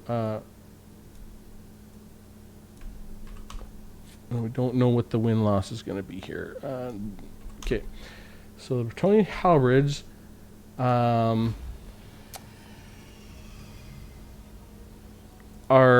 armor piercing, but they are anti-large, and generally halberds have a very slow animation. That's sort of one of the ways they balance them, because they do have that great armor piercing attribute. And of course, Bretonnia's halberds are, on top of everything else, are low leadership. 56 leadership, yeah. So men-at-arms are the men-at-arms with pole arms are not halberds. Men-at-arms pole arms. Let's put that. Men at arms pole. Okay. And they have 5940 health. So 5940, 5940, 5940 health. Copy. Okay. Okay. And the Dwarf Warriors should win this one. I'll leave them on this side anyways. Okay, so Dwarf Warriors versus Men-at-Arms Polearms. So the armor piercing from the Men-at-Arms Polearms will not be wasted versus the Dwarf Warriors. But I do know Bretonnia, though it has some efficient infantry down low, in general, their infantry are weaker than other factions at the same price. For a lot of things. Okay, that was at about 50. Okay, yeah. Oh man. Okay, oh, that's weird. Okay, Sue has so many replays, you can get a lot of done by that way. You know what? I have 109 replays I need to cast Orc Boss. I have 109 I need to go through. Gobbo Slayer. I didn't have a lot of good matches over the summer doing be out of town, but really hoping to practice and win some tourneys this year. Nice. Nice. Orc Boss. They can beat low armor chaff, but they have a lot of trouble fighting any armor, yeah. Feasters in the Dusk. That is right. That's exactly the unit I was thinking of, Gobbo Slayer. Feasters in the Dusk. You do see those guys. So this is... I'm not going to say... I think the Dwarf Warriors are winning, but it's close. Rook Boss. They trade up versus lower armored elite stuff very well. Ah, yeah, okay. Good example versus Witch Elves. Okay, that's where they're really good. And I imagine Feasters in the Dusk would do very, very good against Rangers or Artillery. Because Rangers have low armor as well. Oh, the Men-at-Arms might win this. This is very close. Dr. Nick, don't Crypt lose to regular Dwarf Warriors pretty bad? Or is it still even? Regular Dwarf Warriors will beat the crap out of Crypt Ghouls. Yes. Regular Dwarf Warriors are a superior unit in this game. Regular Longbeards are also a superior unit in the game. That's why you see them a lot. Like Longbeards, just basic Longbeards are stellar. Are very powerful. And if you want to make an argument for being overpowered, regular Longbeards are overpowered and Trollhammer Torpedoes are overpowered. Like I would say the most units for overpowered units for the Dowie. Extremely good, obviously, because they have immunity to psychology. I mean, great stats, great armor. They have encourage. They're everything you want in a unit. So Men-at-Arms with Polearms won that. That hurts my soul, actually. But I mean, they do have armor piercing. But I don't think an anti-large unit should be beating Dwarf Warriors. Because Dwarf Warriors don't have any of these traits, and they have like plus 18 bonus versus large for a 500 gold armor piercing unit, and they're beating a basic Dwarf Warrior with great weapons. This hurts me. I get it. You know, the armor piercing for the dwarf warriors is lost on the men-at-arms. But I mean, they're not only anti-large armor piercing charge defense against large, they're also expendable. So if they do rout, they're not as it's not as bad for the other, not as bad for your other units. So 53-12. 53. Oh, they met at 50, I think. 53-12. And it took, like, the thing is, it took, 400 seconds. That's only, 7 minutes almost.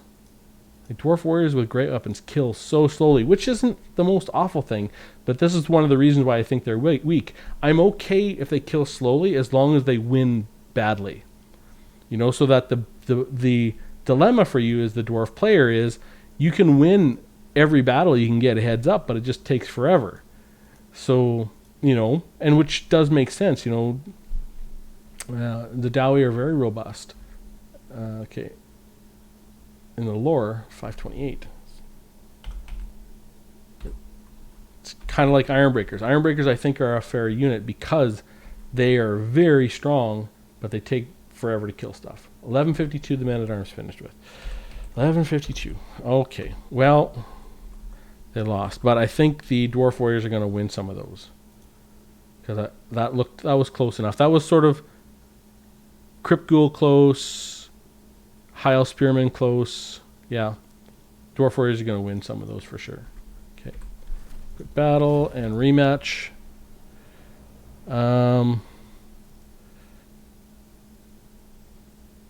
Gobbo Slayer. A part of me always knew dwarf warriors' great weapons were bad at everything, but I guess I deceived myself to think they were decent. The thing is, they're like dwarf warriors with great weapons. You know what they're great at? They're the best at they can do pretty good at killing enemy lords if they're high armored and on foot. You're not going to see a whole lot of that as the Dawi.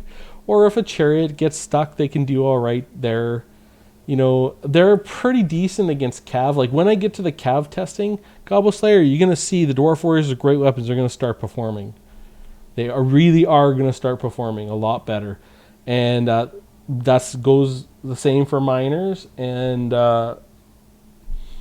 Longbeards with great weapons. They can do decently against cavalry. Armor piercing cavalry with no AP, like an Empire Knight, they can do decently against an Empire Knight if they're not cycle charged, and that's part of the problem. They don't have charge defense against large.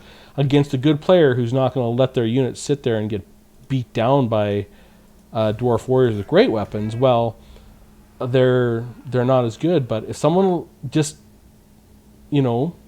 forgets their unit, okay, what is it going to be? Okay, 59-49 it's going to be. Dwarf warriors' great weapons will beat them up, and they're or because usually cavalry and chariots, a lot of single entity models have pretty poor melee defense, so the dwarf warriors actually can do some work, but they're not as good as a dedicated anti-large unit, obviously. So men-at-arms, polearms. Here we go. We'll get that fight going again. And this is probably going to go back and forth, though it is your classic wet noodle fight, where it's going to take forever. Okay, I bet they would lose to Battle Pilgrims. So Battle Pilgrims are I think Battle Pilgrims are an underpowered unit as well. Battle Pilgrims are pretty bad, but Battle Pilgrims have a few matchups where they really shine for Bretonnia. Particularly against the Vampire Coast, they're really good, and that's kind of like their saving grace. Battle Pilgrims are actually pretty bad in an infantry fight in general, but we could test that. I know Dwarf Warriors' great weapons lose straight up to like a Night Goblin at 400 gold, and I imagine they would get demolished by Battle Pilgrims because Battle Pilgrims are 600 gold. But Battle Pilgrims are definitely a weak unit. They really are. In terms of their one-on-one infantry fighting capability. They just happen to have a few good matchups for Bretonnia in particular. Because I think they have immune to psychology or something like that. There's a few things they do well. Man, they're going to lose again. How about that? Well, I'm quite sure they're going to at least take some matches off of these guys. So all is not quite lost, but that's irritating.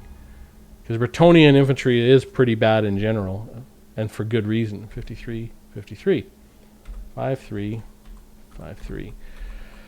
Dwarf Warriors, great weapons. We got 528. And men at arms with pole arms, 1306. And they lost again. Okay. They're going to win some of those, though. They're going to. Oh, Doctor, yeah. Battle pilgrims are good against Skaven too. Yes, I've seen that. You're correct. Okay, time to. It's getting late. It's getting late for me too, but I don't have to work tomorrow. So you have a good one, Gobble Slayer, and yeah, you have a good one. Get a good sleep. See you around, and stay in touch. And definitely send me any Dwarf replays. I know I'm behind by 109, but might do some live casts, just to look at a few in a row, to try and get caught up in this massive backlog I have. So you have a good one. Get a good sleep. Okay.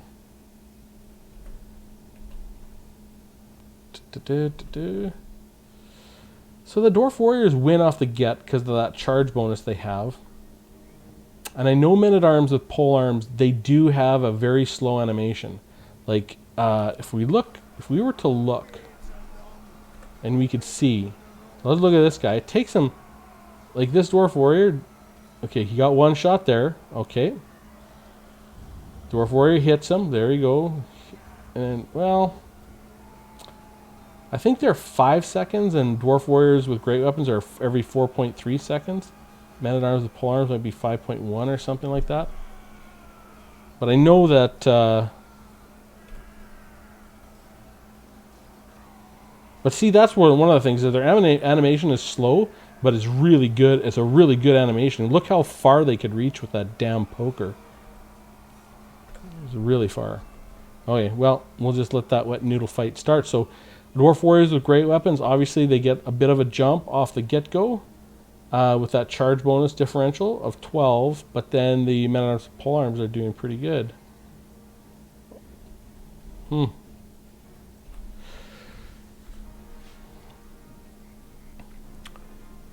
Yeah, geez Louise, I thought the Dwarf Warriors would beat the men-at-arms. Because I didn't... Well, you know, the men-at-arms are anti-large, but they are armor-piercing, so armor-piercing is not lost on the Dwarf Warriors, and Dwarf's armor-piercing is lost on the men-at-arms. More so than the spears, because the men-at-arms have 30 armor, where the spears have 40, so it's even more, I guess. But I still think this should be... A Dwarf Warrior should win this. Because I'm sure... I mean, a Dwarf Warrior with great weapons should win this, because I'm sure a Dwarf Warrior without great weapons will win this easily. And they're 50 gold cheaper. And that's kind of where you see that all the time. But, oh man, lost again. Like, that looks pretty stable. That result looks pretty stable. 53, say 53, 45, huh. 53, 45. All right, so we've got Dwarf Warriors with great weapons, finishing with 621, hey? Men-at-arms, pole arms, 1840. That was pretty ugly. They pulled 100 gold off them there in the battle. And a rematch. Yeah, I might run that fight against men-at-arms with pole arms. Against basic Dwarf Warriors just for fun.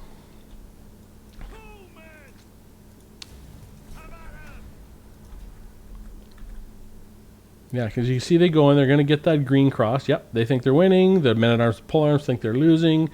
Everything is making sense in the world. And that extra 5 weapon strength is mattering, but now the 10 less stat points is going to start to make a difference. And as they get the vigor loss, it's going to push over to the men-at-arms, the pole arms, more and more and more. Wow. Who would have thought? Not me. But, you know, that's the thing about the forums is, you know, I would think Dwarf Warrior's great weapon should beat a men-at-arms with polearms. Like I would think as a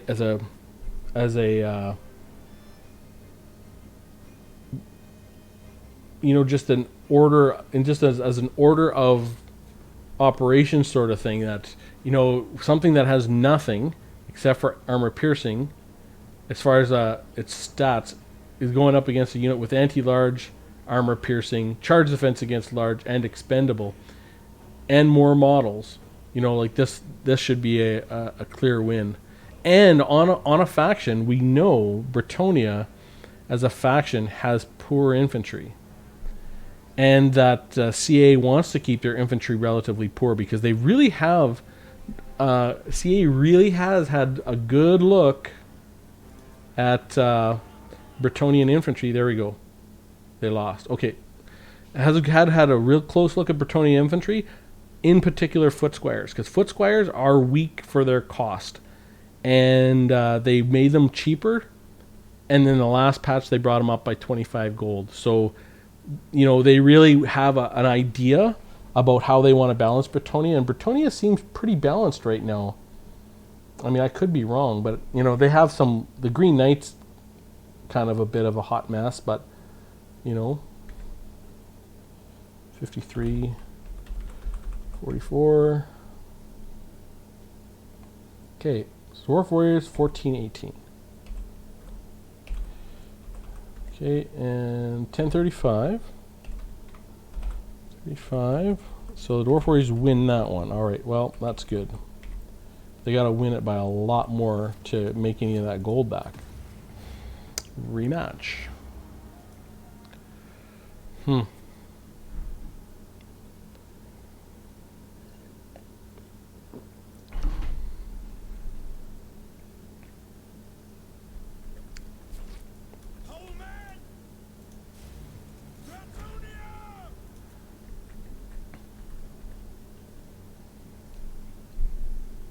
Yep, there goes the exchange. The charge bonus is still applying. No, now it's just stopped. So their initial burst in damage keeps them thinking they're winning, and then it just, what is that? A minute after the fight, it starts switching back over real quick. So,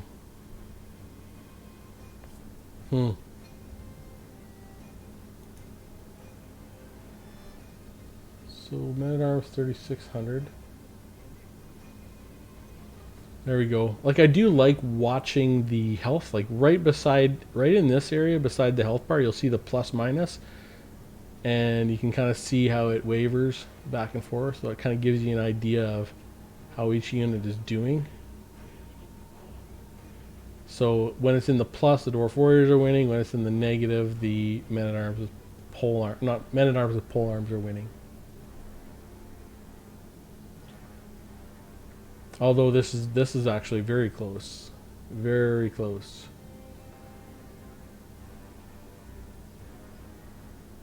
If the health stays here, the Men-at-Arms will probably rout as soon as if they're not winning for a second.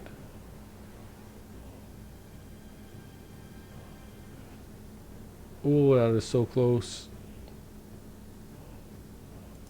I'm just gonna press play, just in case the Men-at-Arms go very quickly to believing the fight is even. I don't want to lose that data if the Dwarf Warriors Great Weapons win. This 12 leadership is not spectacular. Okay, well, they won. Alright, 53. There we go. Very, very long fight there. Dwarf Warriors Great Weapons, 549. And the Men-at-Arms finished with 986. Alright. 0 it is. In the battle. Rematch. Work Boss. Back in game 1 before Bretonian patch, Men-at-Arms were... Oh, really? Were all the Bretonian had? Yeah. That was like a long time ago, yeah. Because they never had foot squires or battle pilgrims, right? They just had the men at arms with pole arms were the most expensive infantry they had, correct? Okay. All right. Yeah, I remember seeing some early games with Bretonia when they first came out. You know, sort of like mass peasant bowman builds, and then like the Grail Guardian, Grail Knight builds. Like, there's, you know, they were interesting because it was before Regiments of Renown and before they had their full roster. And the only character that was brought was always Luan Leon Kerr because they didn't have a good caster lord or anything like that. Well, I guess sometimes you see... no, that's where I'm thinking of wrong. Luan Leon Kerr, that was it. Because they had the regeneration. Did Luan ever have a potion to go with that? I don't remember. Men at arms spears or men at arms pole arms. Only 2 type of infantry and no peasants, really? They had the peasant bowmen but not the peasant mobs. Okay. Interesting. Man, oh man. I should go back and look up some of those old games with Bretonia when Bretonia first came out. Because they were fun to watch because they were just... It was sort of a weird army. Because everything was always routing. You know? And that was the thing about Bretonia. The person who played Bretonia effectively was someone who could manage his routing units effectively. Well, I'm just going to press play. Whoops. And watch the health very closely. In case the Bretonian men-at-arms... no, he does not. Okay. So, 5250. Another victory for the men-at-arms. 5250.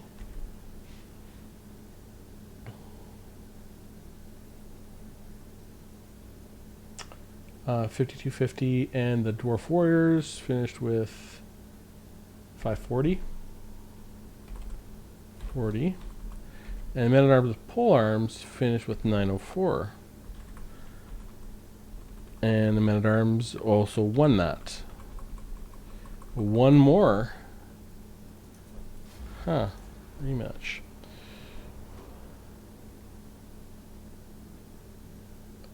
Only 2 type. Oh, it's the very first episode of a Party Elite's Total Breakdown has Bretonia? Cool. I will go watch it. Funny, I remember Party Elite came in early, but his early stuff was all tactics. I don't know how much analysis he did in his earliest stuff. Like, he would talk about flanking and leadership and even vigor and hills and stuff like that was sort of his forte early on. It was one of the things he did so well. I can't remember, but if his first one was with Bretonia, that'll be cool. I'll go watch it. Some videos I need to watch. And I might plan a live cast. To review replays. To review some replays. Because that might be fun. But just to do an announcement, say I will be doing a live cast on such and such a day, and would you want to come in and join me just to discuss the builds and discuss everything as a group, sort of do a group analysis with a few people. Just on pause.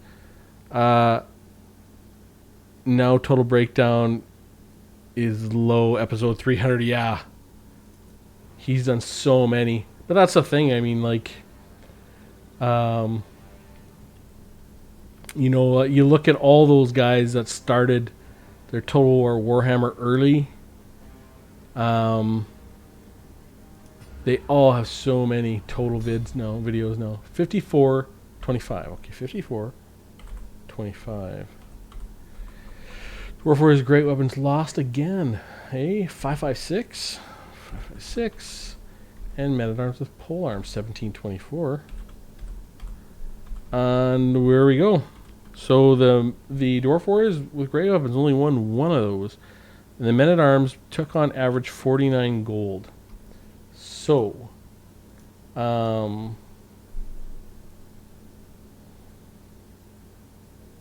just out of curiosity, I think the next one I'm going to do is Crypt Ghouls. So we're going to get the no, yeah, we'll do all of these like this. Okay, we'll do no, I'm not going to do it like that. I think how I'm going to do this. First will be Crypt Ghouls versus Nasty Skulkers, because I said Crypt Ghouls versus Nasty Skulkers. Crypt Ghouls should crush them, like badly, right? So Crypt Ghoul. That was my assertion. It's that Crypt Ghouls should crush Nasty Skulkers. Okay. Oops, and I don't know what that win is going to be. Let's go and Crypt Ghouls. How much health do Crypt Ghouls have? There they go. Crypt Ghouls 57. It's 5670. Copy. Crypt Ghouls 5670. Copy. Okay, is that all correct? Yes. Okay, so save that. Now we're gonna go grab those Crypt Ghouls and put them up against the Nasty Skulkers. This should be the Crypt Ghouls' very best matchup. Okay, continue.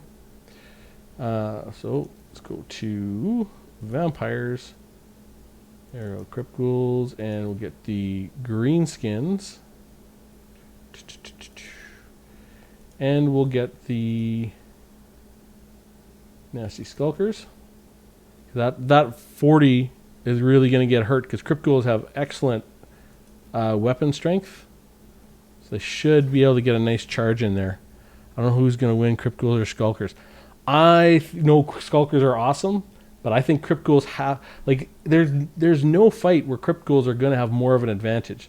They got the poison, they got the fear, and they got that good weapon strength at 40. I think the Crypt Ghouls have to win this.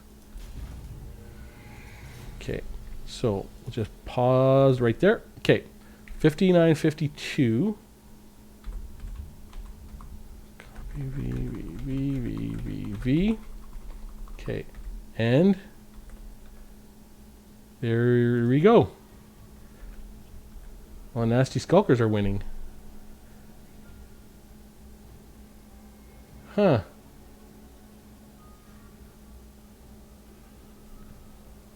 Whoa. Okay. Gotta stop there. Crypt Ghouls are now at crumbling, so I guess the Nasty Skulkers win that. Well, how about that, Rook Boss? I thought the Crypt Ghouls would beat the Nasty Skulkers. This should be their very best matchup, though. Like, it should be, right? Because Nasty Skulkers, that fear matters. Frightened by a unit, -8. The base value is 40. But the winning in combat, 6, helps mitigate that. But the Crypt Ghouls lose. But it's fast. 58 seconds. Holy crap. 58 seconds. Or 58, what do we got? 58, 55. 57 seconds, sorry. Crypt Ghouls finish with 1854. And the Nasty Skulkers finish with 3353.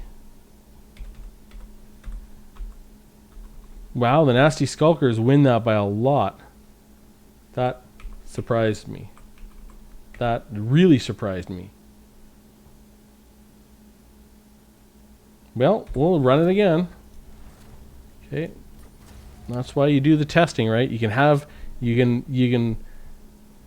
like, I know I like to think, I like to speak out loud how I think it's going to happen or write it down before I do the test. I'll always like to do that if I can, because that's a good way to convince yourself, is you say, this is what I think is going to happen, and then you test your hypothesis or your, supposition, or however you want to describe it. Yeah, they win on the charge, hey? Nasty Skulkers have only a charge bonus of 20, but they only have 27 weapon strength. Like this, Crypt Ghouls have poison and they have 40 weapon strength. And then only Nasty Skulkers only have 16 melee defense. Like the Crypt Ghouls should win. Is what it looks like to me, right? But well, we'll just keep it going. Oh, there we go. Whoa, nope, it's close. But you can see they went down again, and they are now crumbling. So I got to stop it when they're crumbling because that's how I do my undead units. Is once they start crumbling and below leadership, I stop the fight and treat it as though they've routed. I realize they haven't, and they might continue to fight this, but I might just do this right to the bitter end just out of curiosity. But 58, 58, 52, 52, just to see what happens. Okay, Crypt Ghouls 2460, and Nasty Skulkers, they got 3107. Nasty Skulkers win. Now let's just go. I'm just going to continue this fight until they're completely gone. There we go. So if we keep that going, the Crypt Ghouls can win. But the Crypt Ghouls have taken some kind of crumbling damage, which will skew the actual damage numbers. So I don't know how to treat that, but I'm going to pull that as a Nasty Skulker win. Still going to pull that as a Nasty Skulker win. Because it's just the way where the Crypt Ghouls are. Well, I don't know. Undead units are hard to test like this. Yeah, orcs have the best infantry, and orcs have Wa. Yeah, they have Wa. They have Itchy Nuisance. They have, Here We Go. They have the Bonewood Staff. They have Sneaky Stabbin'. They have Fist of Gork. I mean, they have so much stuff, it's crazy.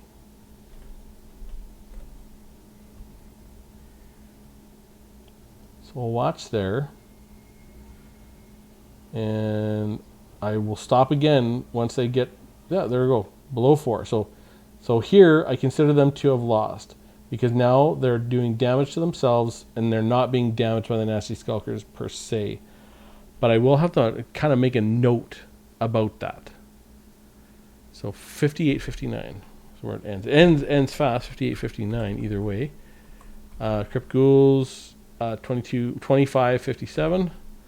25-57. Nasty Skulkers, 33-07. 0. And we'll see if they lose. If the Nasty Skulkers think they're winning, but you can see they just get to that low health point and they rout. And the Crypt Ghouls now have their positive leadership, but they've already taken that freaking crumbling damage, which I don't want to have in the DPS numbers, right? So if I look here, I can clearly see the DPS are doing to each other. Whoops. Undo. Let's edit. I'm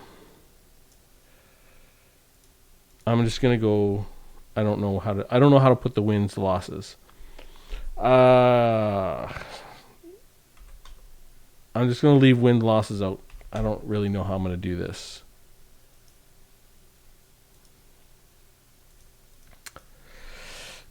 I'll think about it later. I might come back around to how I'm going to do this. I might redo this test actually, because if you let the Crypt Ghouls go until they crumble to nothing, then this will totally skew the Dwarf Warriors with great weapons, or some other unit.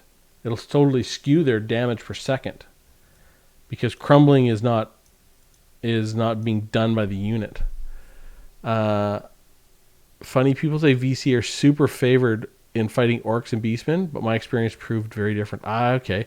Good orcs and beastmen build will crush VC bad, especially orcs with some skulkers. Okay. Zach was saying VC beats BM. Vampire counts beat beastmen.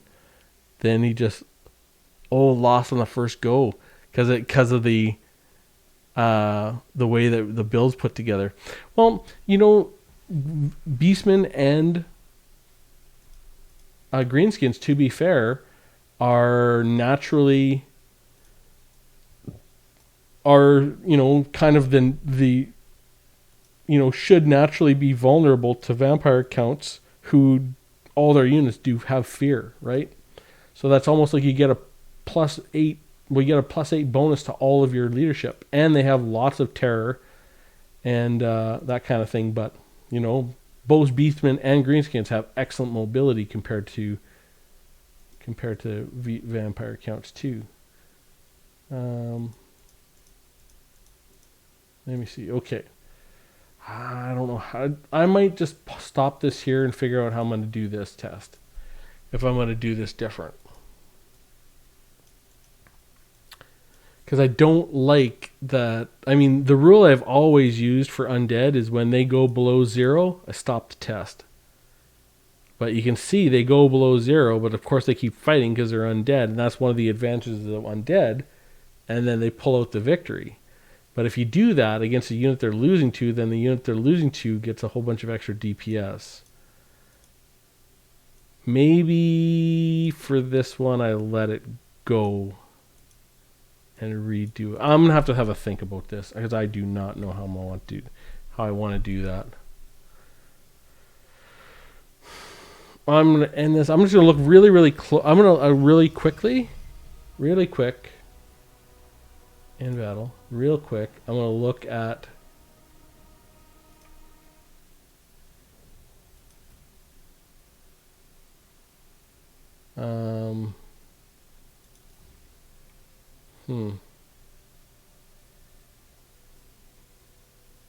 No, I'm going to have a think about this. I think I'll end the stream right here because it's getting pretty late for me here. And then I'll have a think about that when my mind's a little bit clearer as to what I want to do and how I want to manage that win-loss and the goal differential in there, and figure out how I'm going to do that. Because they only go to -4. They don't go there for long, but they do get there. Yeah, work boss. That's what they think on paper, and that's the thing. Like, that's why testing is valuable, because it opens your eyes, makes you think. I mean, it's not great because you can only do such limited testing, but sometimes you find interesting things. When you play VC into good beastmen, you feel hopeless. Really? I think VC infantry mechanic is different, but you should stick with your original way. Yeah, it is different. But I've been testing like that with vampire counts for so long, but this is the first time I've ever had it work like this, work boss. So I want to think about how I'm going to do this. Because usually I stop it, but I've never had it where this happened before. This is the very first time. So, I mean, how is the leadership on these Warriors of Chaos? It's quite a bit better, I think, right? 60, yeah, so it's a lot better. I'm just going to do a test. So the Crypt Ghouls still also have a big advantage against those Warriors of Chaos, but the leadership is not as noticeable because they have 60 as opposed to 40. But the Crypt Ghouls should beat the Chaos Marauders with great weapons as well, because Chaos Marauders have no melee defense. And their armor piercing is wasted. So it's kind of one of those things. But here, the Chaos Marauders think they're winning too.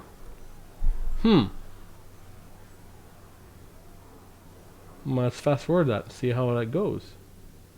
The Crypt Ghouls coming back. They kind of. I don't know. And then boom. Now they've gone into crumbling. But these Chaos Marauders are getting ready to rout as well. So let's keep it going. Close. Close. See, these guys are crumbling. No, they're not crumbling now. Oh, the Cast Marauders are getting ready to rout. Yeah. So Crypt Ghouls win. Huh. Okay.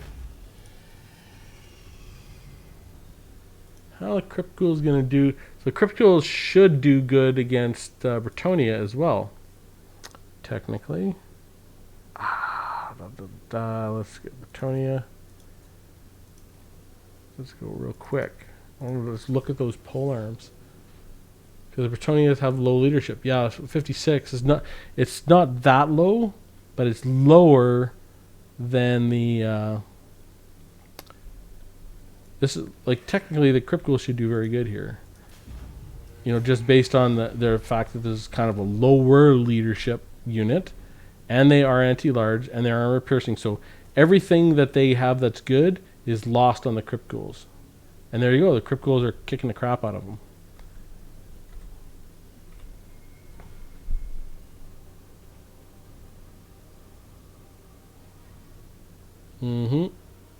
And beating them very, very handily. Now, this is a result I would expect. Again, even though I'd expect it, Crypt Ghouls are not a great unit. They have tons of vulnerabilities, but poison, decent weapon strength, fear, and they're going to beat the men-at-arms with the polearms. Will the Crypt Ghouls actually beat everybody? Can Crypt Ghouls beat Heil Spearmen? No. There's no way Crypt Ghouls beat Heil Spearmen. No way. Heil Spearmen are going to beat the Crypt Ghouls. But, just out of curiosity, I'll test it real quick. Because before I go to bed, I have to know. Okay. There we go. Because Heil Spearmen are a real good all-around unit. And they got 70 leadership and excellent melee defense. No. These Crypt Ghouls do not build the Heil Spearmen. There's no way. They don't beat them. Can't. Okay.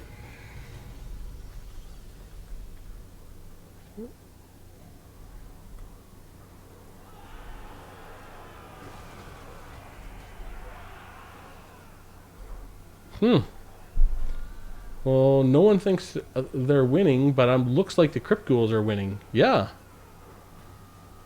Huh. The Spearmen definitely think they're losing. And the Crypt Ghouls definitely think they're winning. And if once they get through the Spearmen's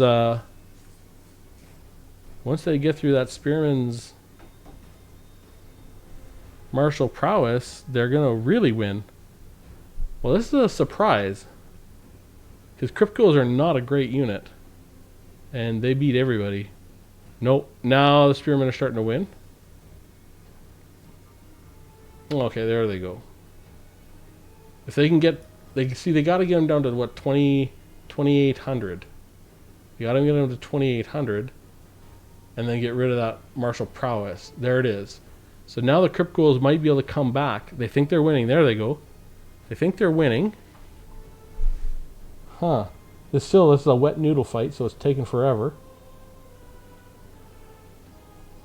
Oh, the Crypt Ghouls, I think they're going to win.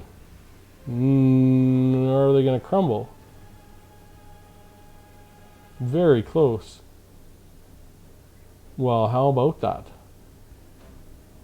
Crypt Ghouls win. Crypt Ghouls beat everybody? Could that possibly be correct? They are damage dealers, you're right. They have very good weapon strength at 40. That's just really surprising. Well, that's why you do the testing, right? Because I thought the Crypt Ghouls would be crap.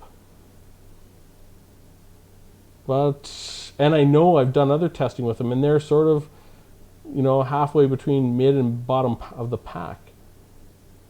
But, not bad. Huh. Might use them versus Bretonnia. Rook Boss. But the thing is, Graveguards are just too good and efficient. You rarely would pick Crypt Ghouls over Graveguards. Yeah, because Crypt Ghouls would be actually quite vulnerable to Peasant Bows, right? Whereas Graveguard have the Silver Shield, and they're outstanding, and they cause fear, and they beat everything.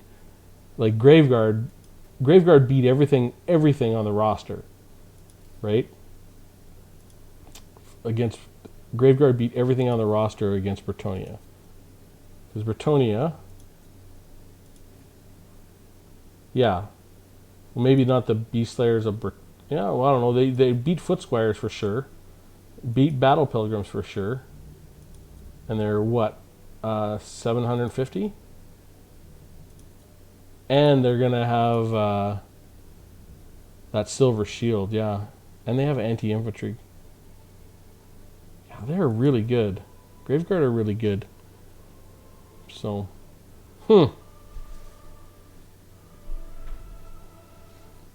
yeah, I'm gonna have a think about this. I'm gonna have a think about that. Yeah, Graveguard does beat everything. Okay, I think about how I'm gonna do this.